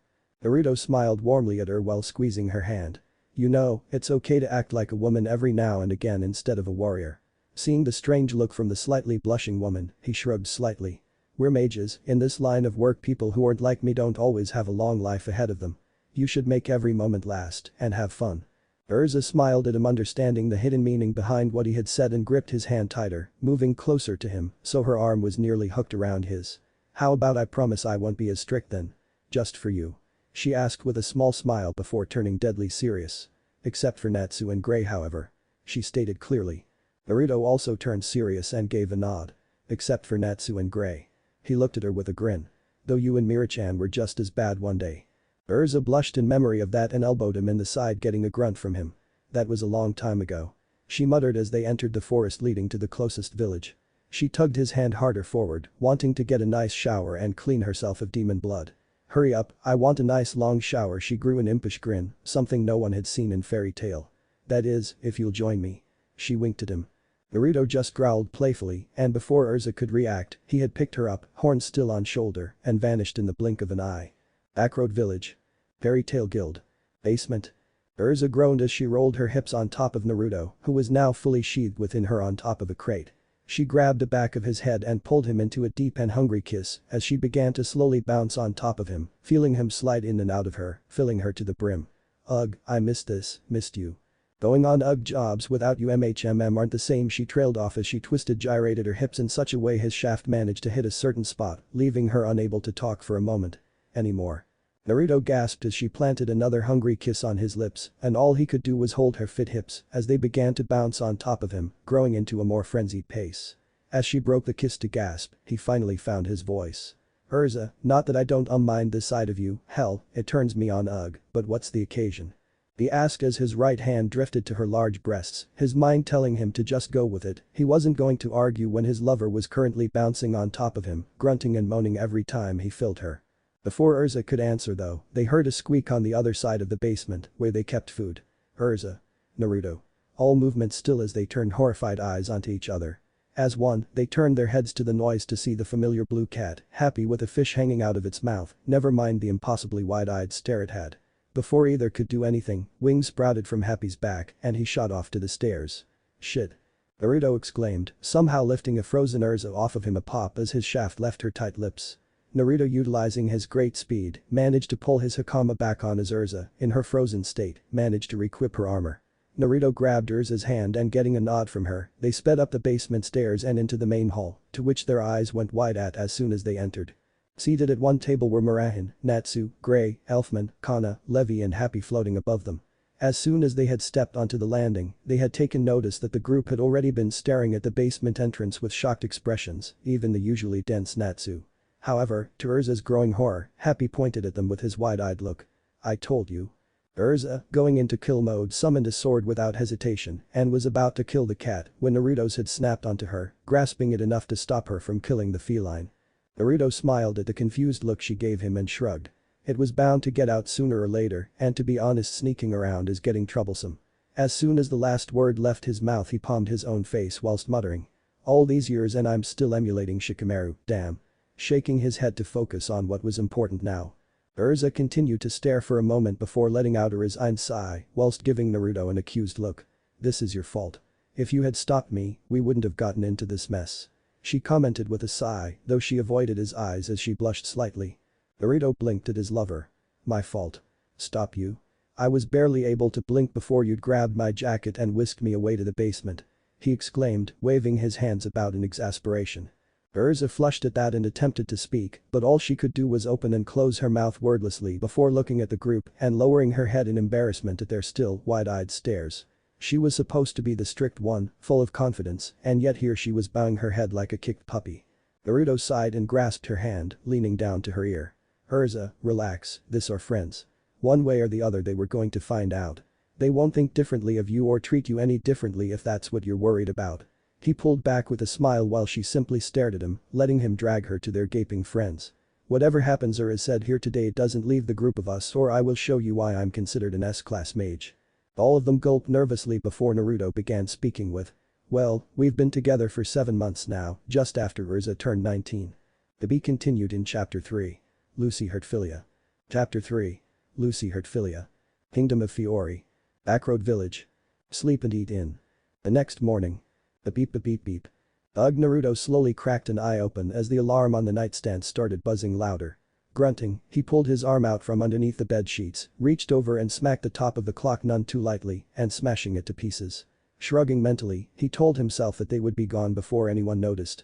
And if they did, he would use the line, "We're fairy tale, what do you expect?" Since that always seemed to shut people up. Yawning now, he brought the hand back and briefly rubbed it over his eyes and forehead. Noticing the room was in fact glowing from the sunlight, he blinked rapidly, adjusting to the brightness after just waking up. As his eyes adjusted to the light, he mentally went over his plans that he had thought of the day before. First, get up obviously and get dressed. Secondly, go check on Natsu on his little recon mission in Hargent Town and pick something up from that town, but before all of that, he had to kiss his girlfriend goodbye for a short while. And speaking of girlfriend. Feeling a weight pressing up against his side and breathing on his arm, he shifted his head to his left, where he glimpsed at a contented face with a head of dark red hair resting against his bare arm. Urza's left arm began to slowly snake its way across his chest, above his own left hand and arm, eventually coming to a rest as it draped completely across him from underneath the sheets. Her right hand though, grasped his left arm and hugged it between her bare breasts. Looking at her face, made him smile just from seeing such a peaceful look on her usually stern face. Reaching up with his right hand, he brushed her hair behind her ears softly and leant forward to kiss the top of head, sighing in content. When he had first heard he was leaving Konoha for good, he had been nervous, panicked and absolutely scared shitless. Konoha had been his home all of his life, he grew up there, knew everything there was to know. But starting a new life in some other world scared him at the newness of everything. He had followed Tsunedo K-sen's advice by being himself, no more masks, and it had earned him respect from all kinds of people. They liked him now, never judged him, and most of the people in this new world were all kind. Except those in the dark guilds obviously. But if he had to ever choose between Fairy Tail and Konoha, then Konoha would definitely be the loser. He may have some loved ones there and he would miss them, but Fairy Tail was his true home, as well as the world itself. In his traveling he had even met many mages of all kinds, learned different kinds of magic, and simply explored the world where anything was possible. Obviously he had trained to improve what he could already do, adding more techniques to his repertoire. But from meeting those new people he had made friends, earned experiences of all kinds, and simply had fun. Shaking his head of thinking about the past and what he'd done, he smiled down at the woman he loved. Urza. Urza, he drawled, just in case she wasn't awake yet, but he had a feeling the alarm had woken her up as well. It usually did whenever they slept at the same place together, which was most of the time, or in this case an inn which they always shared. Then again, Urza had been very excited the night before, or it could be called the early hours in the morning, so she could still be exhausted. He was cut off from the thoughts of their love-making marathon the night before as he felt her shift against him, murmuring something against his arm, but it was nothing that he could understand even with his enhanced hearing. I couldn't hear what you said. He murmured to her, leaning down so she could hear him. He could see as Urza shifted slightly, the sheet moving down along her arm to expose her bare shoulder and the side of her large breast, almost causing his breath to hitch at the perfect smooth skin. Naruto felt her breath against his skin as she inhaled deeply, then spoke up again, clearer this time. Just Naruto couldn't stop the small chuckle that escaped his lips as Urza yawned cutely in the middle of starting to talk. Just 5 more minutes. She urged, pressing herself deeper into Naruto, if that was possible. The last time you told me 5 minutes, I agreed and gotten ranted at and physically attacked. So, for once I'm being logical, and he stopped abruptly as she shifted, lifting her left leg to rest on top of his, pressing her naked body against him, her wet center rubbed along his leg as her knee managed to bump against a certain something that made her giggle. Oh, you are awake, huh?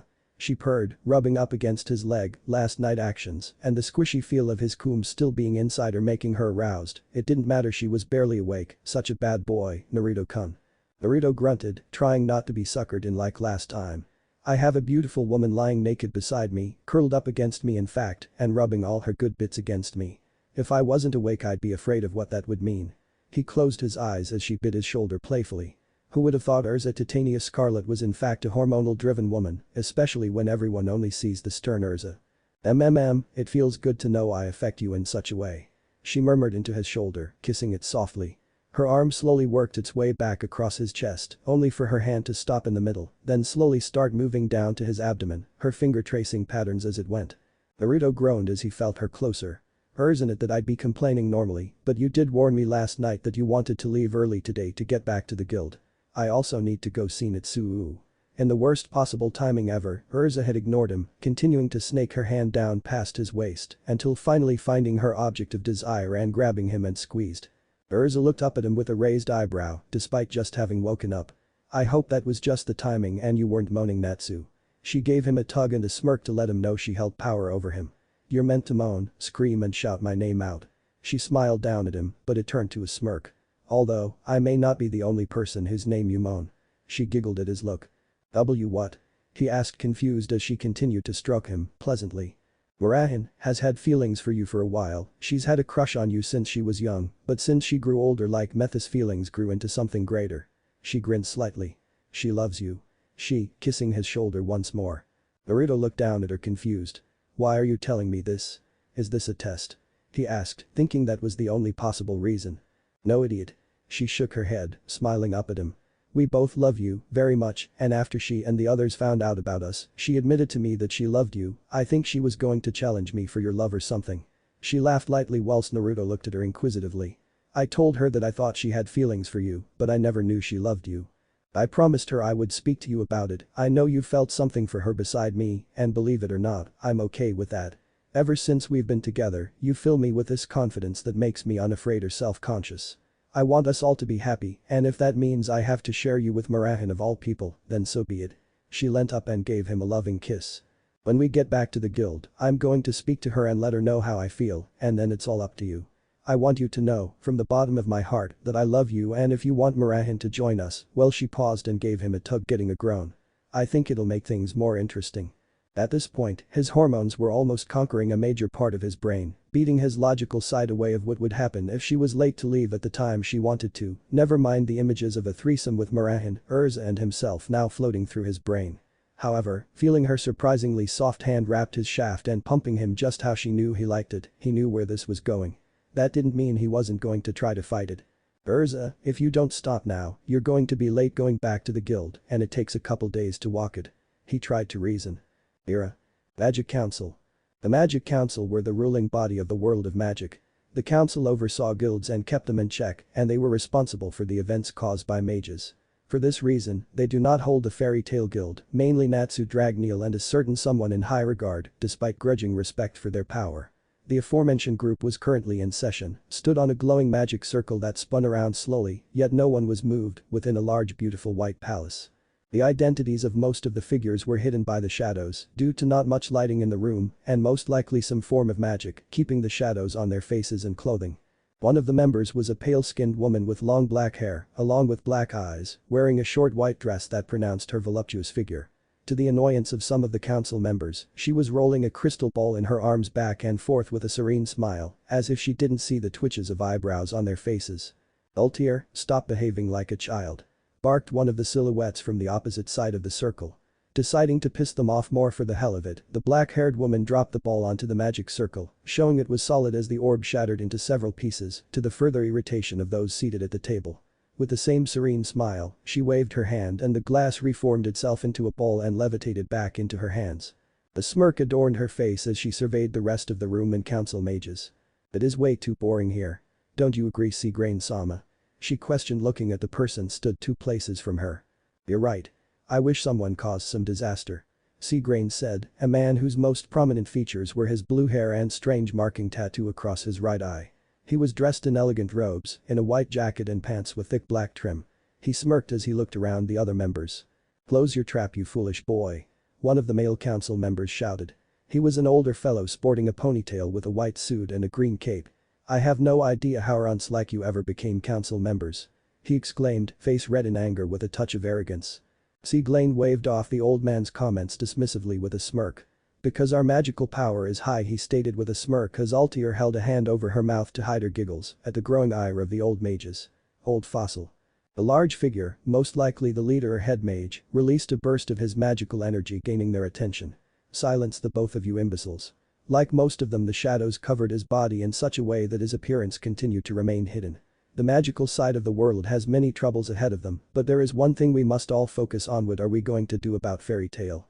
Those fools have been a thorn in our side for far too long. The council nodded and murmured in agreement with his statement. Let's not forget that man. Ever since he joined Fairy Tail, that place has gotten even more out of hand and a nuisance. A council member reminded them. Many scowls fitted the council members' faces except for Seagrain and Ultier, who smirked.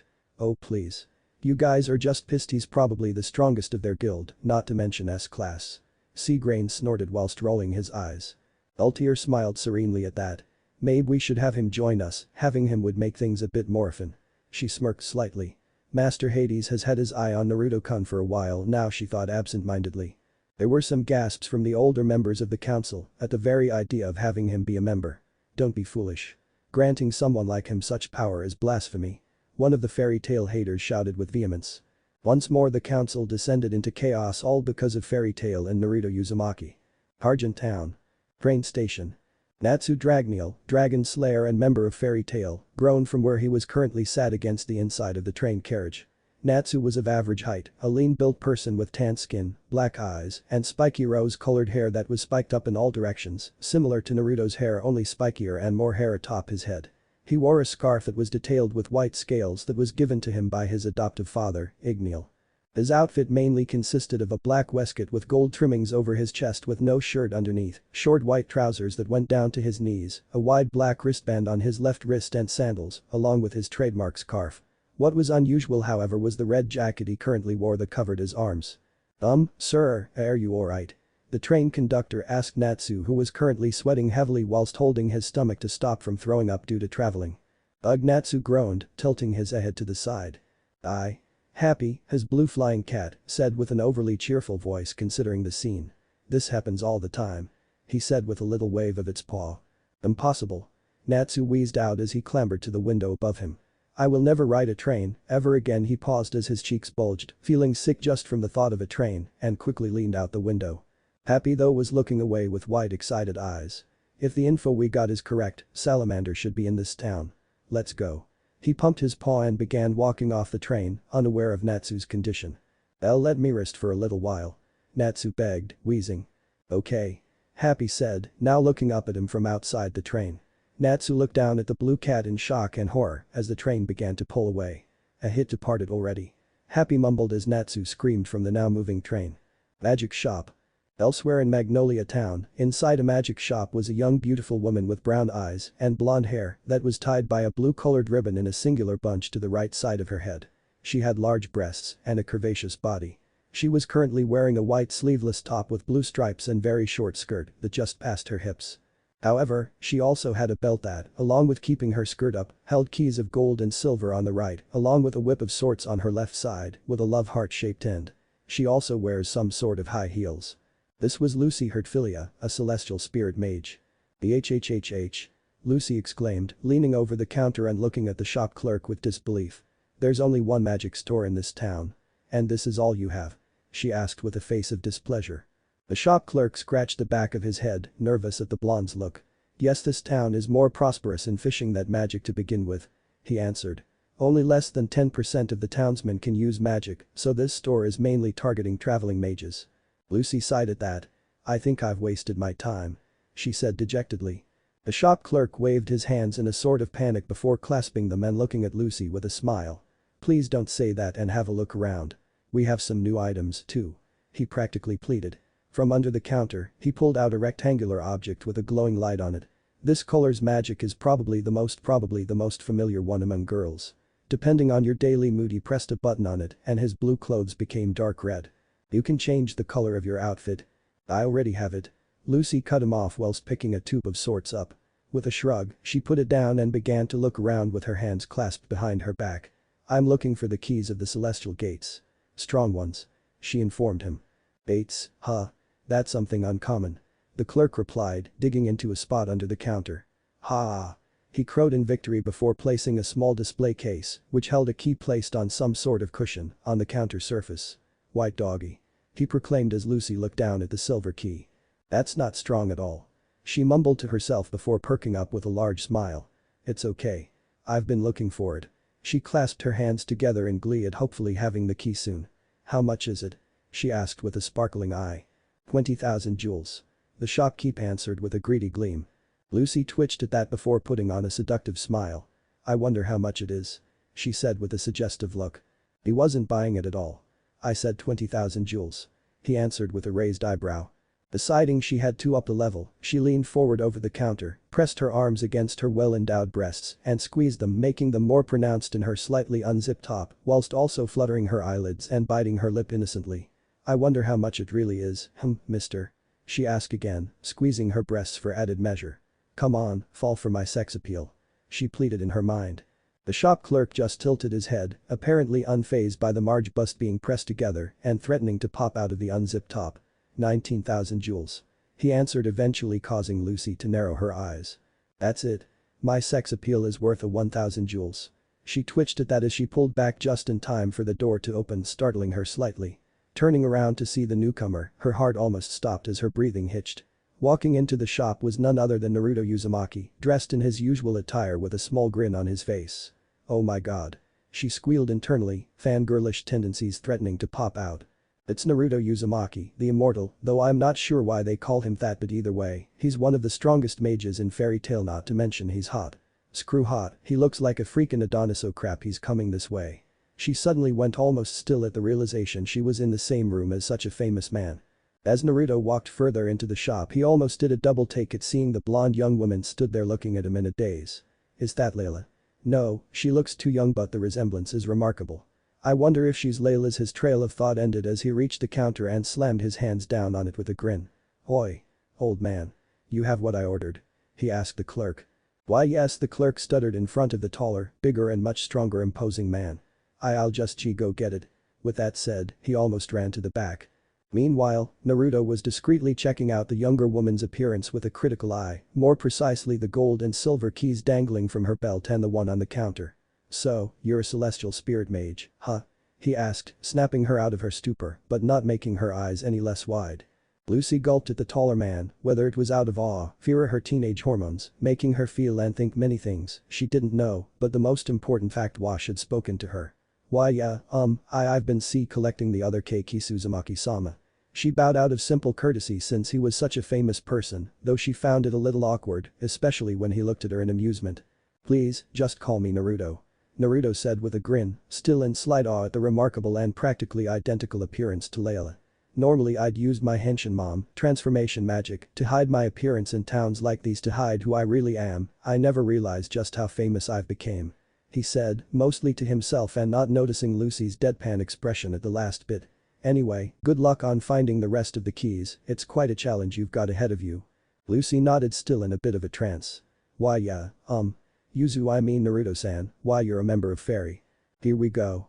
Lucy was cut off from her potential question and almost getting her dream as the shop clerk appeared with a long box. Placing it on the counter, the clerk ignored Lucy's glare for his interruption and went on untying the box to open it, revealing a beautiful sword. It looked like a normal katana with the exception of the guard, which was in the shape of an 8-pointed bronze-colored star. Its hilt was light blue and sheath dark blue with a crescent-shaped blade attached to its hilt by a long metal chain. I don't know why you asked for this, since you already have so many, Naruto-sama. The shopkeeper shook his head. Naruto chuckled and smiled at Lucy for the interruption, knowing somewhat where she was going, since he was stood in such a position that she could see his fairy tale insignia on his arm. With a look of hunger that usually only appeared when it involved food, urza and obviously swords that he had begun to love ever since learning how to use requip. It's not the amount of swords you have, old man. Each sword always has some meaning, a history behind them, and each one always has a special place in a person's heart for various reasons. I may have many swords at my disposal, but each one has a special place in my heart, either from how I got it or if it was a gift from someone special to me. To someone who has such a fascination with swords, you could say they are a part of our soul. He smiled as he picked the one in the box up with careful hands, making sure to not damage it. I'm sure this one will be just like the author's and find some place in my heart. Lucy's eyes turned to hearts, and her heart began to beat fast at such a passionate speech and all about swords. But in a way, the way he spoke about them with such passion sounded like how she would talk about her keys. It didn't help that hearing such a speech from such a handsome man, since it only made her practically drool at him. You said it was created just how I wanted. Does that include all of its special abilities? Naruto asked the clerk. Yes, everything you wanted, it has. The clerk said with a nod. Good. Naruto nodded, looking down at the sword in his hands. Another special sword, just like Rikyunjaka.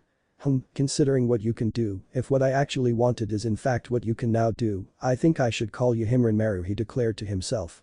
With this, I now have 4 powerful and unique sword.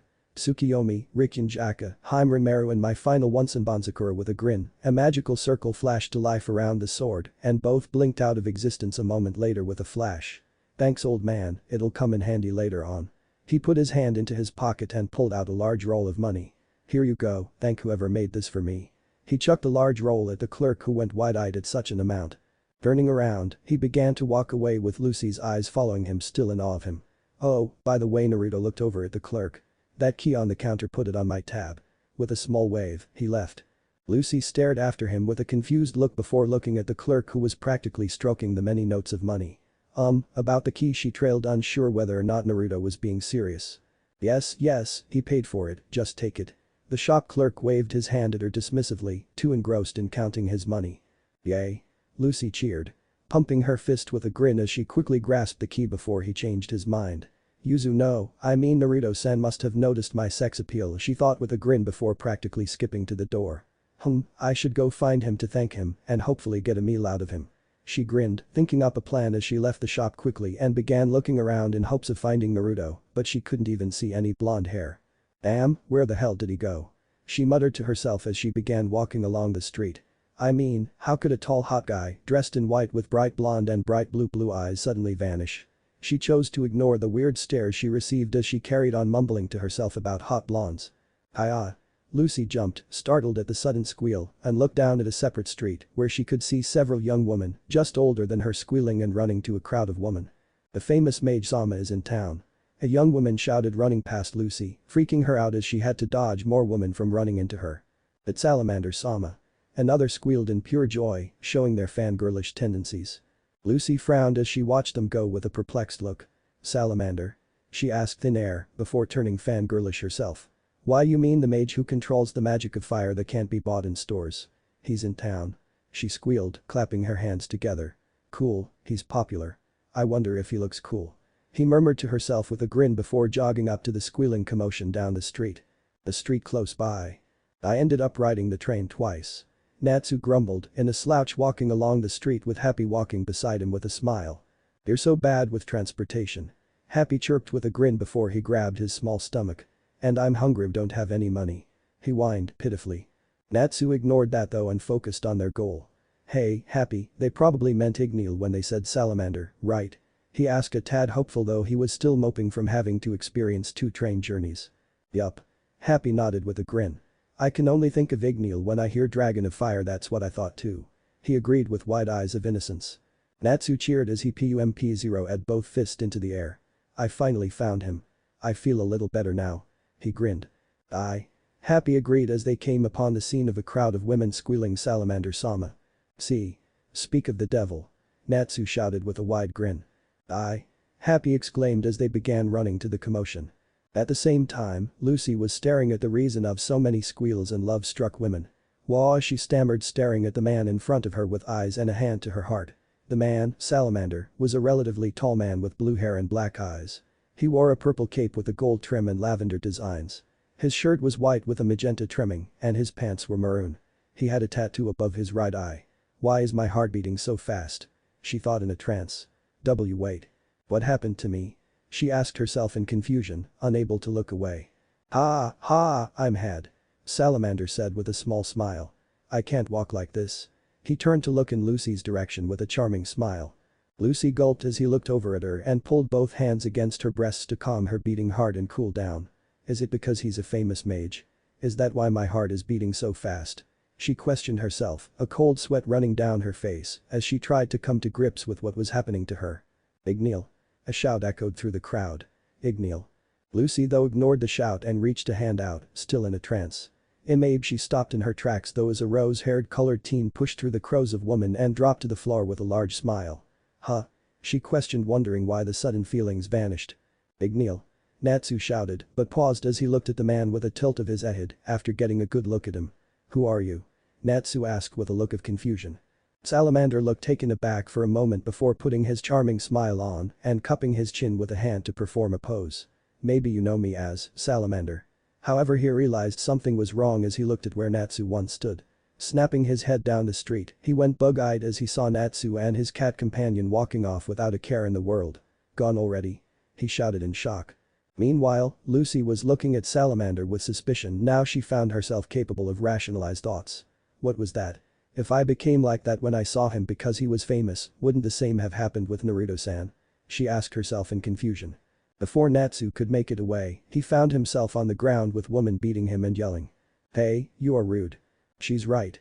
Salamander-sama is a great mage." "Apologize to him." All the time Natsu lay on the ground, shocked as hell. What the hell is this? He thought as he felt himself get pummeled by these crazy women. Oh my god, is this what Urza does to Naruto? He thought in more horror, too innocent for his own good. "That's enough, girls." Salamander called out, placating the women in an instant. He didn't really mean it, either.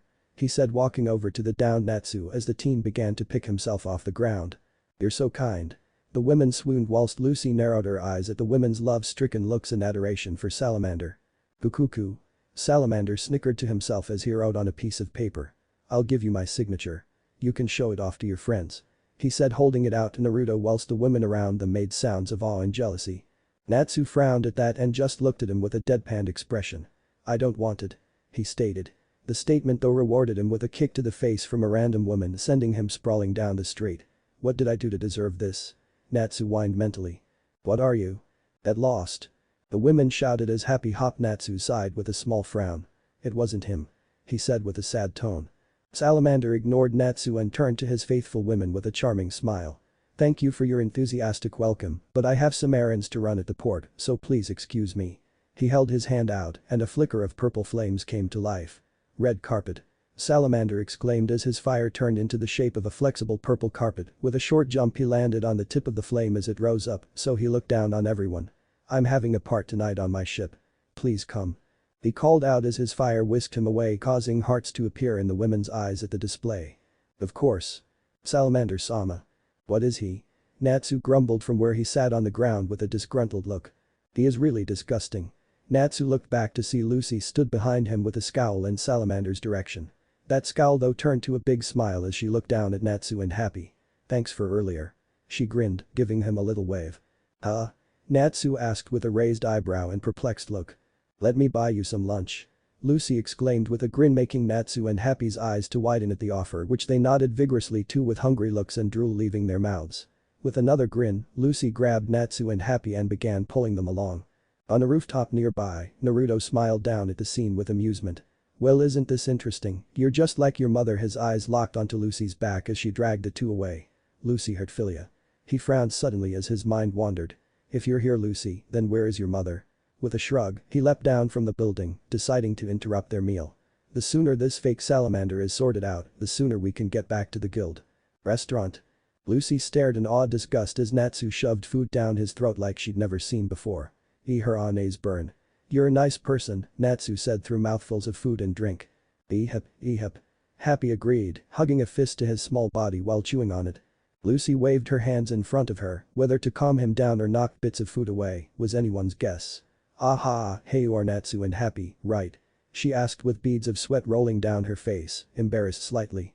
"I understand you, so just eat slowly," she almost pleaded. "Or things will keep splashing all over the place," she sighed as Natsu barely slowed down. That salamander guy was using magic called charm. It's a magic that attracts other people's hearts to the caster and was already banned several years, but trying to get girls' attention by using such magic, how disgusting. Lucy shook her head at the pitiful mage. She beamed at the two in front of her though. "Though, thanks to you guys jumping in, charm on me more off," she thanked. "I see." Natsu mumbled, biting into a large chicken leg. "I may look like this, but I'm a mage too," Lucy proclaimed proudly. "Ooh." Natsu murmured between drinking. "I'm not a member of any guild yet, though," she said with a sheepish laugh before blinking, believing Natsu didn't know what a guild was. "Ah, a guild is an association for mage, and it will mandate jobs and information to mages. Mages won't be considered full-fledged until they work for a guild." She frowned for a moment before breaking out into a large smile. But, there are many guilds all over the world and it's pretty hard to get into the guilds that are popular." She clasped her hands and gained a dreamy smile. "Many great mages will gather at the one I want to get into. Ah, what should I do? I want to get in, but I bet it'll be hard." She sighed dejectedly. She perked though, feeling hope in her chest. "But I'll surely join that guild. I bet I can get many big jobs there," she said with a smile. "Fairy tale, same place Naruto-san is from." "Lucy," Natsu mumbled with his mouth full of food. "You talk a lot." Happy stated, blunt as always. Lucy rolled her eyes and crossed her legs under the table. "By the way, aren't you guys looking for someone?" she asked them with a raised eyebrow. "I." Happy nodded with a smile. "It's Igneal." Lucy raised an eyebrow at that and tilted her in confusion. I heard that salamander is coming to this, so we came, but it was the wrong person. Natsu explained with a sigh, biting into a bread roll. This salamander didn't look like a salamander. Happy carried on. I totally believed it was Igneal, too. Natsu grumbled. How cold a human look like a salamander? Lucy asked with a perplexed look on her face. HRMM? He's not a human. Natsu said with a cheek full of bread. Igneal is a real dragon. Lucy screeched with a gaping mouth and wide eyes, curling up on herself comically. There's no way such a thing would be in this town. She screeched at the duo that suddenly went wide-eyed and pointed a finger at her, as if to say she made a good point. Hey. Don't tell me you only just noticed. She exclaimed in disbelief, her eyes bugging out at the guy in front of her. Ha, ha. All three turned at the laugh to see another person sitting in the booth beside Lucy who blushed and averted eye contact straight away. That's Natsu for you, thinks with his stomach and impulsiveness before his brain. Naruto. Natsu exclaimed with a large grin. I. Happy exclaimed as if in agreement with something. Why you know each other? Lucy asked, gaining her confidence slightly which was bordering on the confused. You could say we met just once or twice. Naruto answered before Natsu could and gave him a pointed look which Natsu seemed to recognize and that Urza usually used him. Naruto chuckled at the now shaken younger man and turned to a blushing Lucy. It's nice to see you again, Lucy. He greeted with a smile, causing her to look up at him. Huh? How do you know my name? Lucy asked with a frown before her eyes went wide. What do you want? She whispered in fear, low enough so that Natsu and Happy couldn't hear, even with enhanced hearing. Naruto frowned at that, wondering why she was shaking slightly. With a smile, he placed a hand on her shoulder to calm her down. I met you over 10 years ago, when you were 7. He told her. Her eyes widened at that, but Naruto carried on whilst Natsu carried on eating.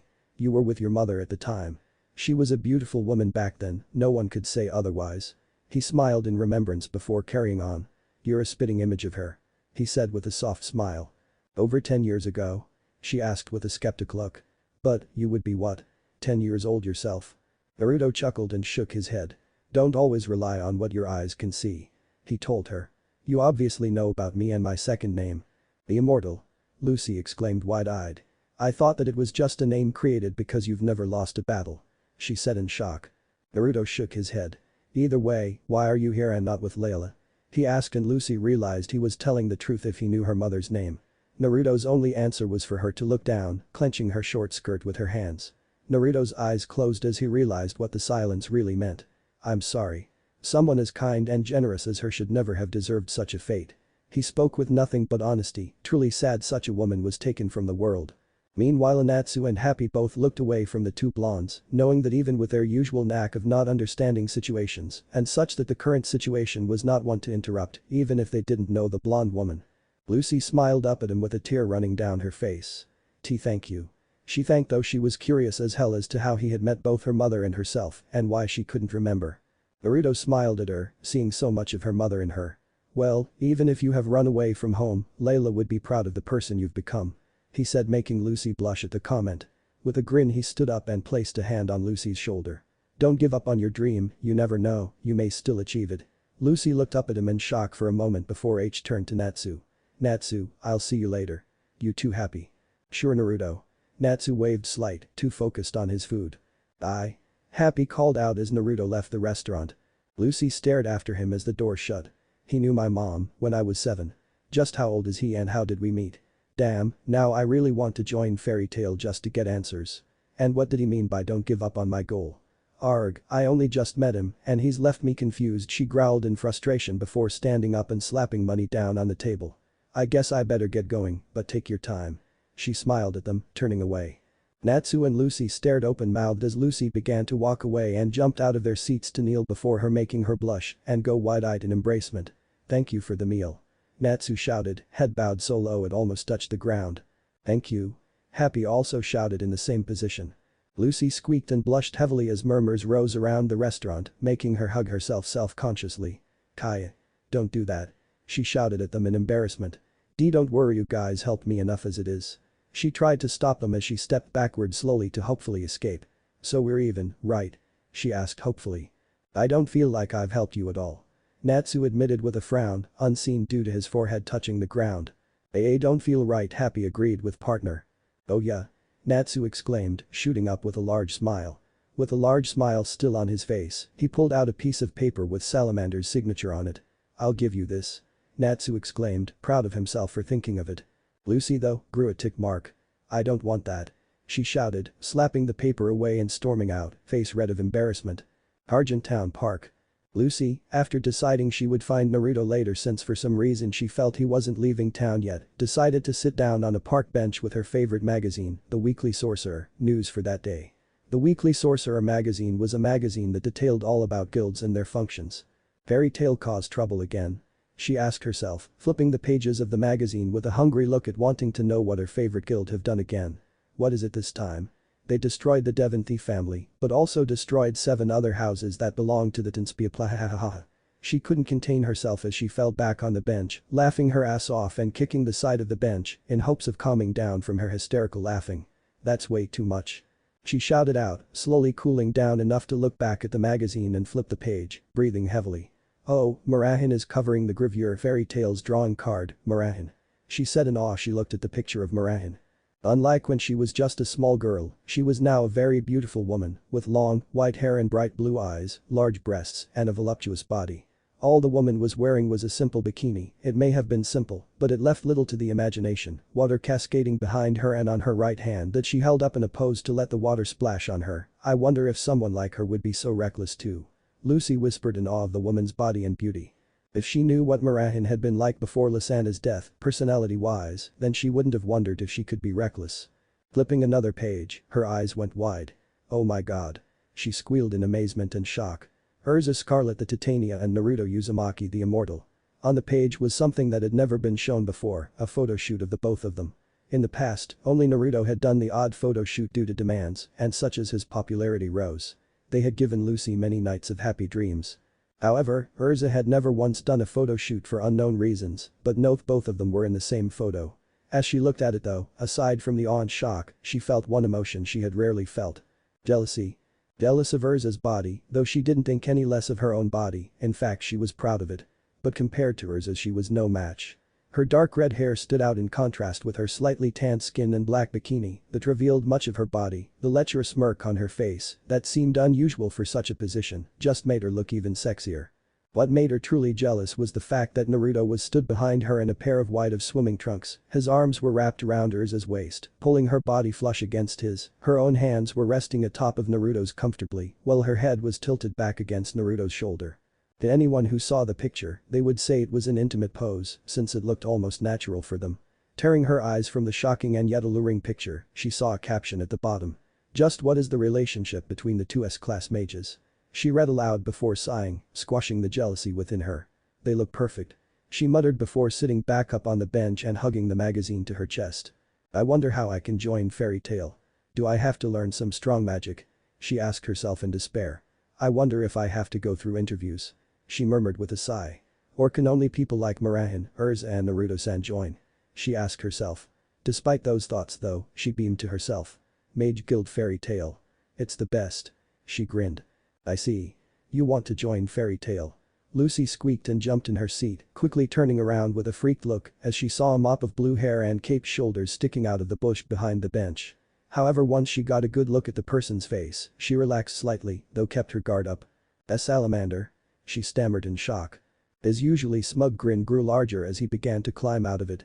"Oh man, I've been looking all over for you. We really wanted to invite such a beautiful lady like you to our party on the ship," he announced with the same charming smile.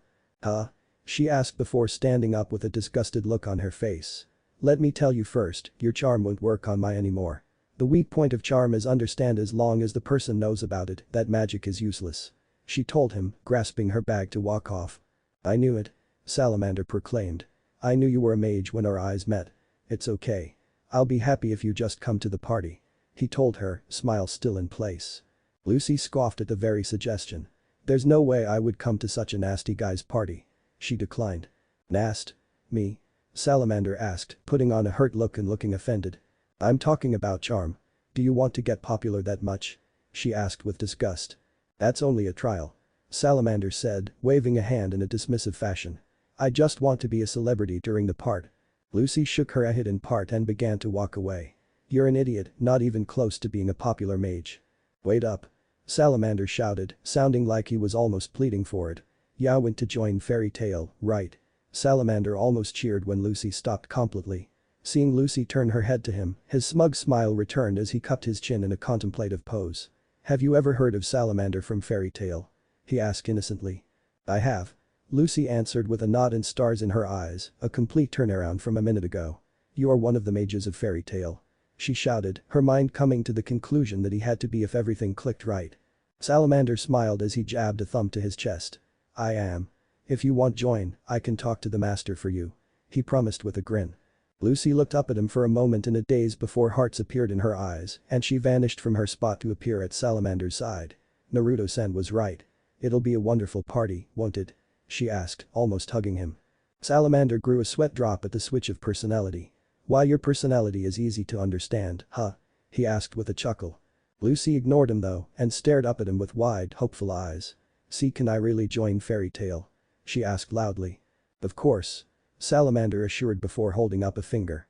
"But please don't tell anyone about Charm, okay?" he requested. Lucy laughed with a high tune and held her hand up. "Okay. Okay," she exclaimed loudly. Like a crazed person. Salamander smiled smugly and gave a nod before turning around to leave as his red carpet formed allowing him to jump on it. "I'll see you at the part then." He waved over his shoulder as he flew off. "Roger, sir." Lucy saluted up at the vanishing Salamander before something in her brain clicked and she lost a starry-eye look. Hack. I fell for a pseudo-charm," she shouted in disbelief before giggling and smiling. "I can join Fairy Tail. Woohoo." She frowned though when she thought about Salamander. "I guess I'll just have to be friendly with that idiot until I join. Though I could have just asked Naruto Buto well," she shrugged with a dreamy smile on her face as she skipped off. The lamp-post that had been by the bench suddenly lit up with yellow lights running along it before an explosion of smoke enveloped it. As the smoke cleared a few seconds later, Naruto stood there with a smile on his face. Lucy, what am I going to do with you, huh?" he asked in air, tuning his head to look down the path the girl left down. "Layla was right about you, that fake salamander may not be able to get you into Fairy Tail like you wish, but I Connie don't break my promises after Al and I don't ignore a woman's last words to me." He looked up to the blue sky as he recalled the promise. "Naruto-san, I have a favor to ask of you, I don't expect you to accept it, but..." "Layla-chan, just ask me." Very well, Lucy-chan is a lot like me, in more ways than just looksy fear that one day I won't always be there for her and her fathers become more obsessed with his business than family. Naruto-san, I fear that should such events take place that Lucy-chan will run away from home to follow her dream and nothing will stop her from achieving it.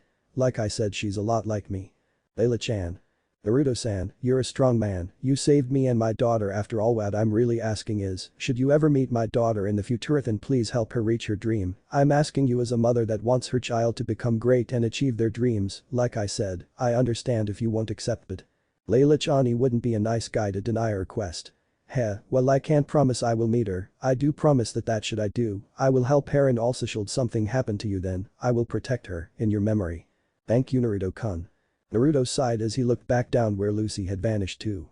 "Well Layla-chan, you were right, she is just like you. Unfortunately it seems like you was right about her father as well." He sighed as he began to walk to where he would be meeting Natsu and Happy. "Meeting you here and now Lucy can't help but feel someone or something is setting up everything like chess pieces." Running his hand through his hair, he looked up and closed his eyes. "What reason am I here for Amaterasu-chan? You said I was here to make a difference and yet he already failed Lisana-chan, I failed Mira-chan, because of that as well he think he can't hide my full powers for much longer, not if the vibe I'm getting lately is correct." Shaking his head of such thoughts, he settled for other thoughts. "I was naive back in Konoha, I thought everything would go fine, that once I took Sasuke back, everything would be perfect, but now, I know we will do everything in my power to make sure no one else has to die. I just wish I knew if you had survived coming through or not." Sasuke with a sigh, he placed his hand in his pocket and took out the magazine he took from the bench Lucy had been sat on. Flipping through the pages to a certain page, he smirked. "I never thought you would have agreed to this Urza, you're more confident in these situations than you realized, huh?" His lingered on the smirk and perfect body of his girlfriend. "I am one lucky bastard."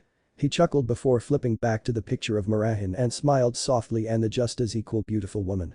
"Was Urza telling the truth about you? Do you really feel that way about me?" He asked a picture before shaking his head and snapping it shut. "I guess I'll leave that to Urza. Said she'll speak to you, I just fear you two will fight like you used to." He chuckled as he vanished from his spot in a burst of speed. High vantage point of Harjan town. At night. Fa. I ate a lot. Natsu exclaimed as he walked along a pathway that overlooked the entire town of Harjan that was currently lit up in the night. I. Happy chirped from where he walked along the stone railing beside Natsu. The blue cat stopped as he looked in the distance to the sea. Oh yeah, Salamander said he'd have a party on a ship. He pointed to the ship that was currently out at sea. I wonder if that's the one. Natsu immediately collapsed on the stone railing, cheeks bulged and face ashen. Ugh, you feel sick? He moaned pitifully. Happy stared at him before shaking his head. Don't get motion sickness just by imagining it, he told his lifelong friend. Look. Natsu and Happy looked at the squealing voice to see two young women with dreamy expressions looking out to Salamander's ship. That's the ship, Salamander saw his ship. Oh, I wanted to go to the party, too. Salamander? The other woman asked her friend. You don't know about him? The first woman asked incredulously. He's that great mages that's currently in town. Boy. Natsu grinned as he heard the familiar voice and span around to face Naruto, who was walking over to him from the other side, the feeling of being sick gone. Naruto exclaimed stepping away from the banister. I couldn't do anything in that restaurant, but I can now. With a toothy grin he slammed his fists together. His eyes turned to slits as he took a deep breath and cupped his hands to his mouth at the same time. Carrick no HMKM. Fire dragons roar, with a large exhale, Natsu snapped his head forward, releasing a long line of fire that stretched over the pathway and began to turn into a large fireball, crushing the ground beneath it. Naruto smirked as Natsu spewed a breath of fire at him. It was usually like this with Natsu, since the younger man always called him a dragon slayer, since he could inhale fire like Natsu himself. Natsu had learned not to do it in front of Urza though. At that time, Natsu had tried to surprise him not knowing Urza was with him. Urza had initially came to the conclusion that an enemy was attacking Naruto and showing a protective side even he didn't know about proceeded to kick the living shit out of Natsu before realizing the poor dragon slayer could defend his actions and his body. Naruto had been forced to watch it all happen and despite the fact that someone came out of it worse for wear, it had been a beautiful sight watching his love completely cut someone to shreds. As the fire roared closer to him, Naruto opened his mouth and began to inhale the fire like it was nothing. Naruto had to admit though as he was eating the fire, Natsu's fire had always seemed to fill him with energy. Unlike with Natsu needing to eat fire to use fire, Naruto could use the sun's solar rays to power himself up and allowing him to use fire, but if there was no sun, then he obviously had to eat fire to his god slayer magic or use his natural magical energy to use requip. With one last breath, Ace swallowed the last bit of the fire and wiped the corner of his mouth with a toothy grin. You gotta learn your lesson Natsu. He informed the dragon slayer. Happy nodded in agreement. Natsu just smirked and crossed his arms. Is that any way to speak to a fellow dragon slayer, Naruto? He asked, insinuating he was the same. Naruto shook his head as he began to walk over to Natsu and Happy. Not the same Natsu, I'll tell you one day but not yet. He grinned as Natsu frowned in annoyance. Anyway, I'm not here about that, I'm here for other business. Natsu raised an eyebrow at that. I thought you were on a job with Urza. He stated, stuttering at saying her name. Naruto nodded at that and turned to look out at the wide ocean.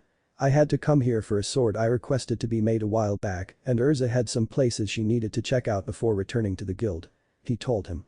Do you know what guild that salamander claims he's from? He glanced back to see Natsu frown. Fairy tale. Fair tale? Natsu asked, confused. Funny because I don't remember anyone like him in the guild. Naruto commented with a grin. We have an impostor on our hands and I don't particularly like the fact someone like him is from Fairy Tail. Natsu narrowed his eyes down at the ship. Happy, get ready he placed a foot on the railing as Naruto smirked at him. We're going.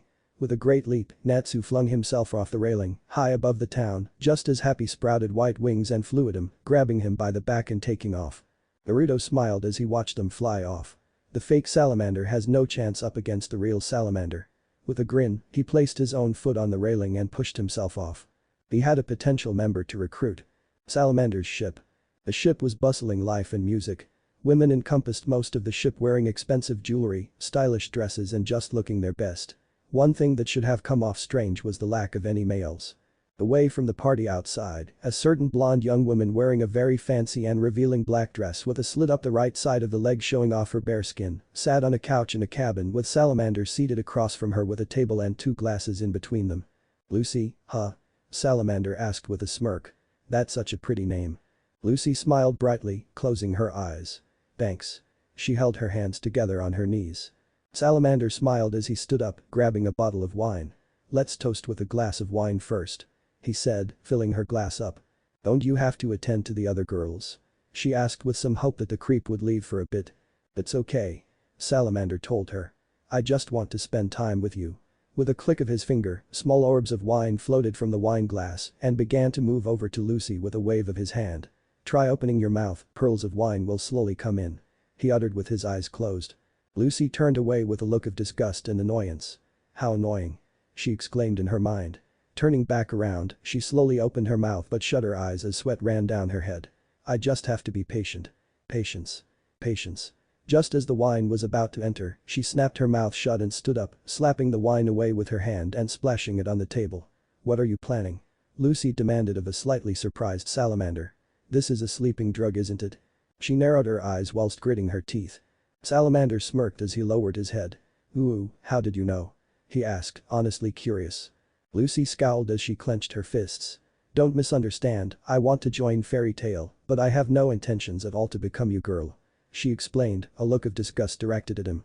Salamander smirked cruelly, a different look to before. "You're a bad girl," he uttered, lifting his head slightly.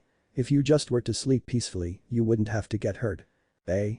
Lucy asked with a perplexed look. She was suddenly grabbed by the arm, spreading them out and leaving her defenseless. She looked around in panic to see two large burly men holding her arms. "Ooh, good job Salamander-san," one of them said with a leer that nearly made her throw up since the man was the definition of ugly. "We haven't had such a pretty one for a while." The other guy holding her right arm grunted out, making Lucy cringe. "What's going on?" she shouted in some fear as she saw more rough-looking men behind her. "Who are you?" All the men behind her began to look at her with lecherous grins that made her skin crawl. Salamander grasped her chin, forcing her to look at him and see his cruel grin and malicious eyes. "Welcome to our slave ship. I must ask you to remain silent until we get to Bosco, lady," he told her. "Eh?" Lucy shouted in fear and panic, her eyes wild and confused. "Wah, Bosco hey. What happened to Fairy Tail?" she shouted, trying to tug herself loose. Salamander laughed. "I told you it's a slave ship. I brought you as merchandise from the beginning. Just give up," he told her as the two brutes holding her arms began to fold them behind her back, pushing her upper body forward slightly in doing so, making her backside more pronounced to the others' brutes' glee as they leered at her. "Hee hee." One of them grinned, licking his lips at the very nice and firm backside. "You thought this out well, Salamander-san. When girls are influenced by charm, they will fawn to become our merchandise." Another brute who was also leering, sniggered to himself whilst rubbing his hands together in excitement. "It seems the charm won't work on this lady, so we'll just have to train her a little. Hee hee hee." He sniggered to himself. Lucy looked down horrified at their words, wondering just what the hell she had gotten herself into. "And no, this can't be it, is he?" she asked herself, tears at the edge of her eyes. "How can someone do something like this?" She froze as she felt a hand grasp the area around her hip, touching her bare skin with their fingers. She almost sighed in relief when she felt the hand pulling away until she realized she was missing the weight of her keys that had been hooked on a band. She looked up to see Salamander dangling her keys on his finger with a smug smile. "HRMMM. The keys of the gates, huh? I see, you are a celestial spirit mage," he deduced. "Celestial spirit?" one of Salamander's crew asked with a confused look. "What is that? We have absolutely no clue about magic." "Well, don't worry about it. Only contracted mages can use this magic." Lucy watched in horror as her keys were flung out of the window, meaning, "It's useless for me." As soon as he finished, Lucy could hear a splash outside indicating her keys had landed in the water. Tears began to slowly leak out of her eyes as she gritted her teeth. "So this is a mage of Fairy Tail." She shook her head though as she thought of Naruto and him bearing the Fairy Tail mark. He was nothing like this man. Suddenly, Salamander had a metal rod with a thick metal insignia on the end, with steam coming off it and a red edge to hint at the heat of it. "Let me brand you a slave first. It'll be hot, but please bear with it." He smirked evilly, ready to receive a beautiful new slave. Lucy grit her teeth as tears rolled down her face, dripping from her chin. Abusing magiciating on people and performing slavery. She looked Salamander in the eye with all the anger and disgust she could. "You are the worst mage ever," she shouted. Salamander smirked, unfazed by her comment, and stepped forward to brand her, but before he could, the ceiling exploded as a shaded figure crashed through, sending wood and dust everywhere whilst getting everyone's attention as the figure landed on the ground, shrouded in smoke. As the smoke began clearing, Salamander's eyes went wide in shock. "T the brat from earlier?" he shouted in shock. "Natsu?" Lucy cried in shock, wiping her eyes of her tears. Natsu looked fearsome for a moment as he stared down Salamander before he collapsed against a wall. "Ugh, no, I can't take it," he whimpered with dazed eyes. Lucy screamed, her jaw dropping to the floor at the pitiful display of him whimpering against the wall. That's lame. What's going on?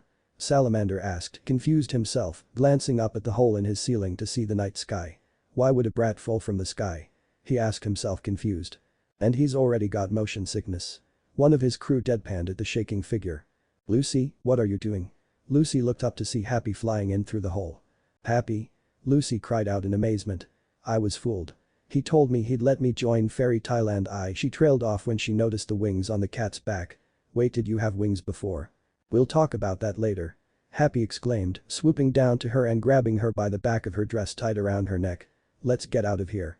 He shouted, flying back up with an awed Lucy in tow. Whoa. Lucy exclaimed before noticing Natsu still huddled but dragging himself up slightly. Wait, what are you going to do about Natsu? I can't carry two people at once. Happy answered simply. Oh dear, Lucy muttered with doe-like eyes as she saw Salamander hold his hand up with fire slowly encircling it. I won't let you get away. Salamander shouted at them. Prominence Typhoon. The swirling fire around hand exploded in a blast of spiraling fire at Happy and Lucy. Fortunately for Happy, he just made it out of the hole, smacking Lucy against a board in the process though, just as the blast of fire exploded out of the hole into the night sky. Oops. Happy winced as he heard Lucy's head connect with a board but continued flying nonetheless. DCH. Salamander turned to his men with an angry expression. Don't let that woman get away. It'll be a problem if she reports to the council members. He ordered with force. Yes sir. They all shouted, running out of the door and pulling out guns, aiming at the flying cat and taking fire. Whoa. Happy swerved slightly as bullets flew past them. Guns. Hi-ah. Lucy screamed, trying to cover herself and avoid getting hit. Lucy, listen. Happy called down. What is it at a time like this? She shouted back up, sounding exasperated. My transformation effect has worn off. Happy stated simply as his wings vanished and they both fell into the wide ocean. Shitty cat. Lucy screamed as she hit the water. Did we get her? One of the shooters asked with raised eyebrows, looking down into the part of the ocean where Lucy and Happy struck. As Lucy began to slowly sink lower into the ocean, she was stuck in her thoughts. Is that what fairy tale is like? I don't know what to think anymore. No, I have to rescue those other girls first. Gaining her footing, so to speak, within the water, she began to search for her keys. It didn't take long as she found them hooked onto a rock. There you go. I'm glad it stuck on a shallow place, she thought, swimming faster to her keys and picking them up. Back on the ship, Natsu was slowly pulling himself up the wall.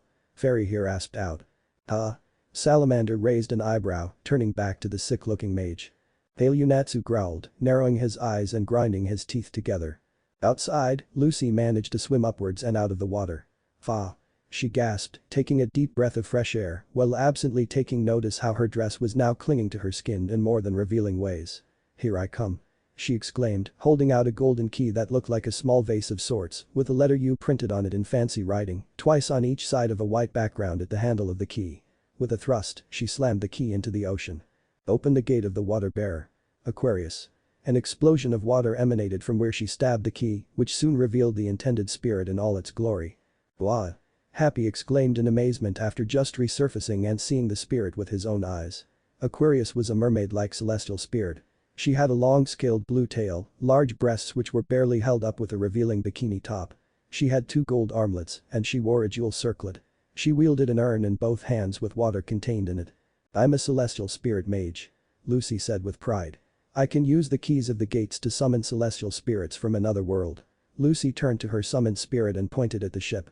Now, Aquarius. Use your power to send that ship back to the coast. Aquarius turned barely opened eyes to Lucy. TCH. She made the distasteful noise before looking away slightly as if uncaring. Lucy grew several tick marks. Did you just say TCH? Huh? She shouted at the water spirit. Don't be so picky about something like that. Happy exclaimed at Lucy. You're such a noisy kid. Aquarius muttered with annoyance. Let me tell you one thing. If you drop the keys again, I will kill you. She threatened with a glare. Lucy smiled shakily at her spirit and nodded quickly. I'm sorry. She exclaimed with wide eyes. Aquarius seemed to accept that as water gathered in her urn from all around her. Pulling it back as energy exploded out of her, she slashed downwards. Aura. She screamed, sending all the collected water and even more crashing into the ship and Lucy and Happy at the same time, waves upon waves rushing along. Don't flush me as well.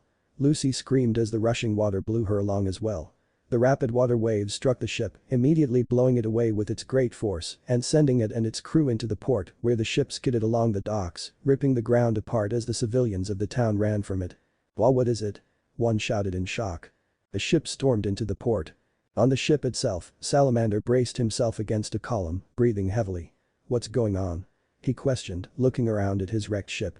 It stopped Salamander, and his crew looked at the source of the voice to see Natsu picking himself up off the ground. The rocking stopped. He looked at the crew and Salamander with a toothy grin. Outside, Lucy had wound up on the ship's deck, holding onto a railing. At the moment, she was glaring at her summon. "What were you thinking? How could you flush em along, too?" she shouted. Aquarius palmed her face in frustration. "My body flushed the ship as well," she grumbled. Lucy did a double take at that. "Were you aiming at me?" she screeched. Aquarius didn't answer and just stared at her. "Don't call me for a while. I'm going on a trip for a week with my boyfriend," she informed Lucy before smirking and looking almost mocking. "With my boyfriend?" "No need to repeat that," Lucy shouted in anger. Aquarius was about to leave before Lucy grabbed her suddenly, getting a frown from the spirit. "Wait. I need to ask you something." Lucy's face turned serious, getting a raised eyebrow from Aquarius. "You was my mom's spirit before Shumso, did you ever meet someone called Naruto Uzumaki?" "He said he knew my mom, I want to know how." Aquarius stared at her for a moment, but Lucy could see surprise in her eyes. "Naruto Uzumaki, huh? He saved you and your mother many years ago when I could not. That is all I know." With that, Aquarius faded away to return to her world. Lucy stared at the empty gap for a moment. "He saved us." She shook her head, vowing to think about it later before grinding her teeth at her spirit's actions. "She's so selfish." She spat out. "You don't really get along, huh?" Happy pointed out with an oblivious look. "But I did it," Lucy proclaimed, looking down at the port where people were gathering. "Once the military personnel hear about it and arrive at the scene, all the other girls will be safe, too." She clapped her hands together with a big smile. "I'm so nice." Happy wasn't listening and had already turned back in a jog. "Ack. We forgot Natsu inside," he called back, running to Natsu. In the cabin that Natsu, Salamander and the man's crew currently was, Natsu was now stood up but taking deep breaths. Suddenly the door slammed open revealing Lucy. "Natsu. Are you okay?" She trailed off when she noticed Natsu's completely serious gaze directed at Salamander. "Brat, you shouldn't get on other people's ship without permission." "HRMM?" Salamander said, scratching the side of his face without a care in the world. Natsu didn't say anything except beginning to take his coat off. Salamander turned to the two large brutes that had been holding Lucy earlier. "Hey. Throw him out, quick," he ordered. "Yes sir." "Oh no," Lucy exclaimed, reaching for her keys. "Leave it up to." "Don't worry." Happy interrupted her. "I forgot to tell you, but Natsu is a mage, too." "Eh?" Lucy exclaimed in shock. Natsu took out an arm from his coat sleeve and threw it away, leaving him in a sleeveless waistcoat. "Are you from Fairy Tail?"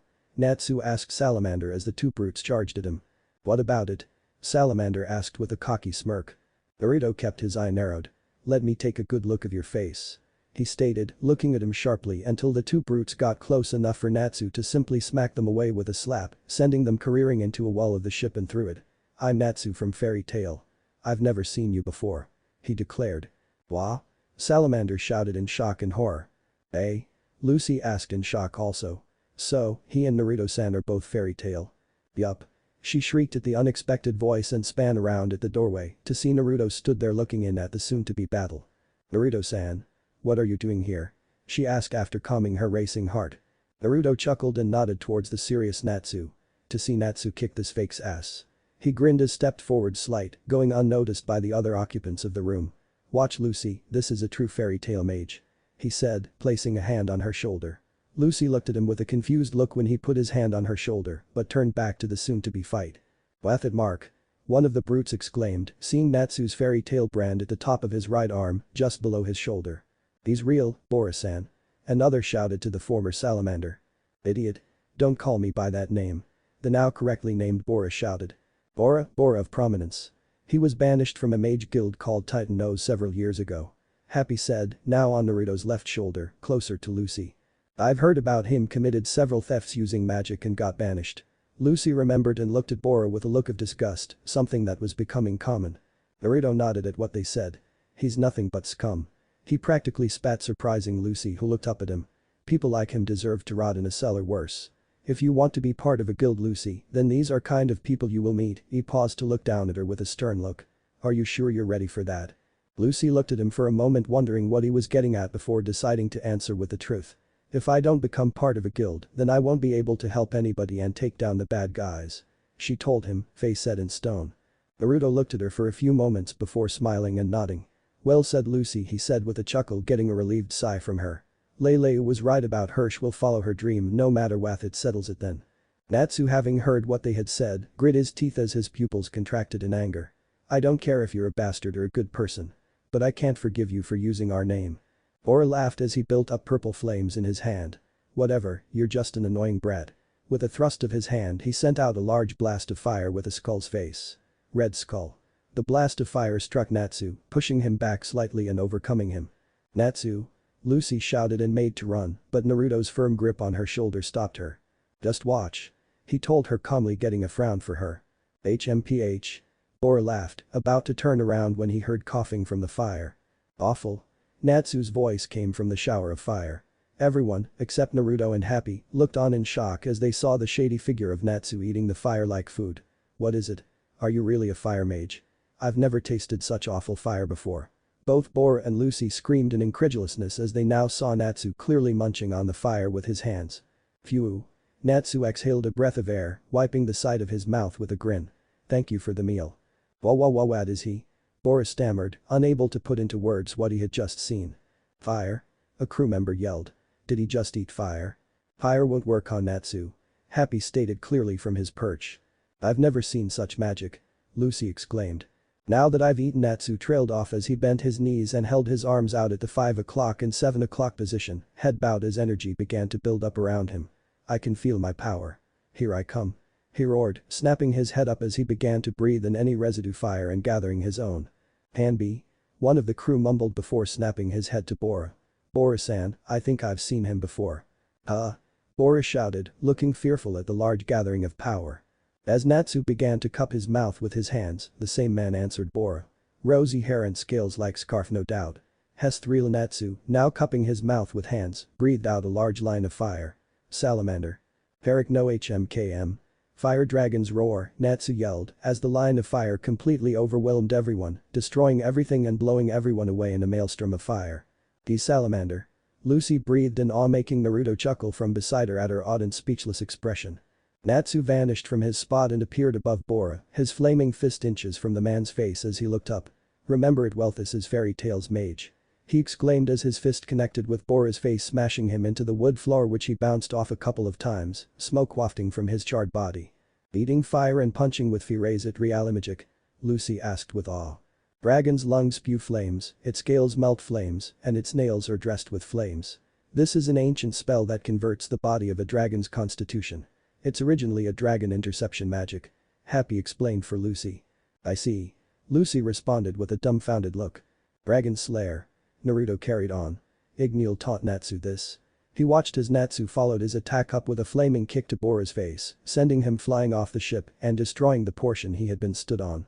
It's a rare form of magic that is known as lost magic. Lucy turned to Naruto and Happy with a perplexed look. It's weird that a dragon taught someone a dragon interception magic, isn't it? She asked. But you don't doubt it at all, huh? Happy asked, pointing at Lucy with a large smile and wide eyes. Dragon Slayer. Lucy looked up to see Natsu with flames around his fist and coming down at Bora. Amazing, beauty, you're overdoing it. She yelled as Natsu's fist slammed into Bora and destroyed a section of the ship instantly from the destructive force, sending Bora down to the port. Naruto chuckled and brushed sawdust from his hair. This is Fairy Tail, Lucy, rules and laws are there for us to break. He grinned as they heard shouts from the port. The port is all messed up. Aye. Happy chirped. Don't give me an eye. Lucy shouted at the blue cat. Bora groaned from where he had landed on the port after being thrown by Natsu's destructive attack. With a growl, he pushed himself up from the ground. I won't give up here. He shouted, standing up hastily with fire swirling around his fist. Prominence whip. Swinging his arm and Natsu, fiery whip shot at the Dragon Slayer. Natsu frowned from where he stood on the ship, looking down at Bora on the port. Seeing the whips coming at him, he held out his left arm, letting the whips wrap around him harmlessly. If this is all you got, then take what I've got. Tugging on the whips, he yanked the almost beaten to death Bora at him and held his right hand out, which exploded with fire. Carrick no Tekken. Fire Dragon's iron fist, he roared as Bora's bloody and beaten face came into view, and with a mighty swing, his fist slammed into the man's face, creating an explosion, sending Bora rocketing away from the ship and port, crashing through several buildings nearby, causing them to collapse on themselves. Naruto grinned as he and Lucy with Happy still on his shoulder walked over to Natsu. "You did good, Natsu, but I think we should get the hell out of here while we can," he told him seriously. "Huh?" Natsu asked, looking back at Naruto. What's all this ruckus?" A shout rang through the port. They all turned to see a battalion of soldiers charging towards them. They didn't look happy. "The military?" Lucy exclaimed in shock. Before Lucy could do anything else, she was suddenly yanked down the street to exit the town. "Crap. Let's run," Natsu yelled, being the one to have grabbed Lucy as soon as he saw the battalion after them. "Why me?" Lucy cried out. Naruto, running alongside them, smirked as he looked at the flailing Lucy. "You wanted to join Fairy Tail, right?" Lucy looked at him with wide eyes and then at Natsu, who grinned back at her. She gave a small nod and Naruto chuckled. "Then come with us." Just those words brought a large smile to her face. "Okay," she shouted in glee. Naruto grinned and gave a nod to Natsu, who responded in kind before they shot off, too fast for the military to even help to catch up. "Well, Layla, she did it, now it's all up to her to become more powerful. Beauty'll keep my promise, I will protect her," he vowed once more as he gave a lingering look at Lucy, who was positively glowing. To be continued in Chapter 4. Fairy Tail. Urza returns. First real mission. What if Naruto joins Fairy Tail's rank? End here, and thanks for watching my video till the end.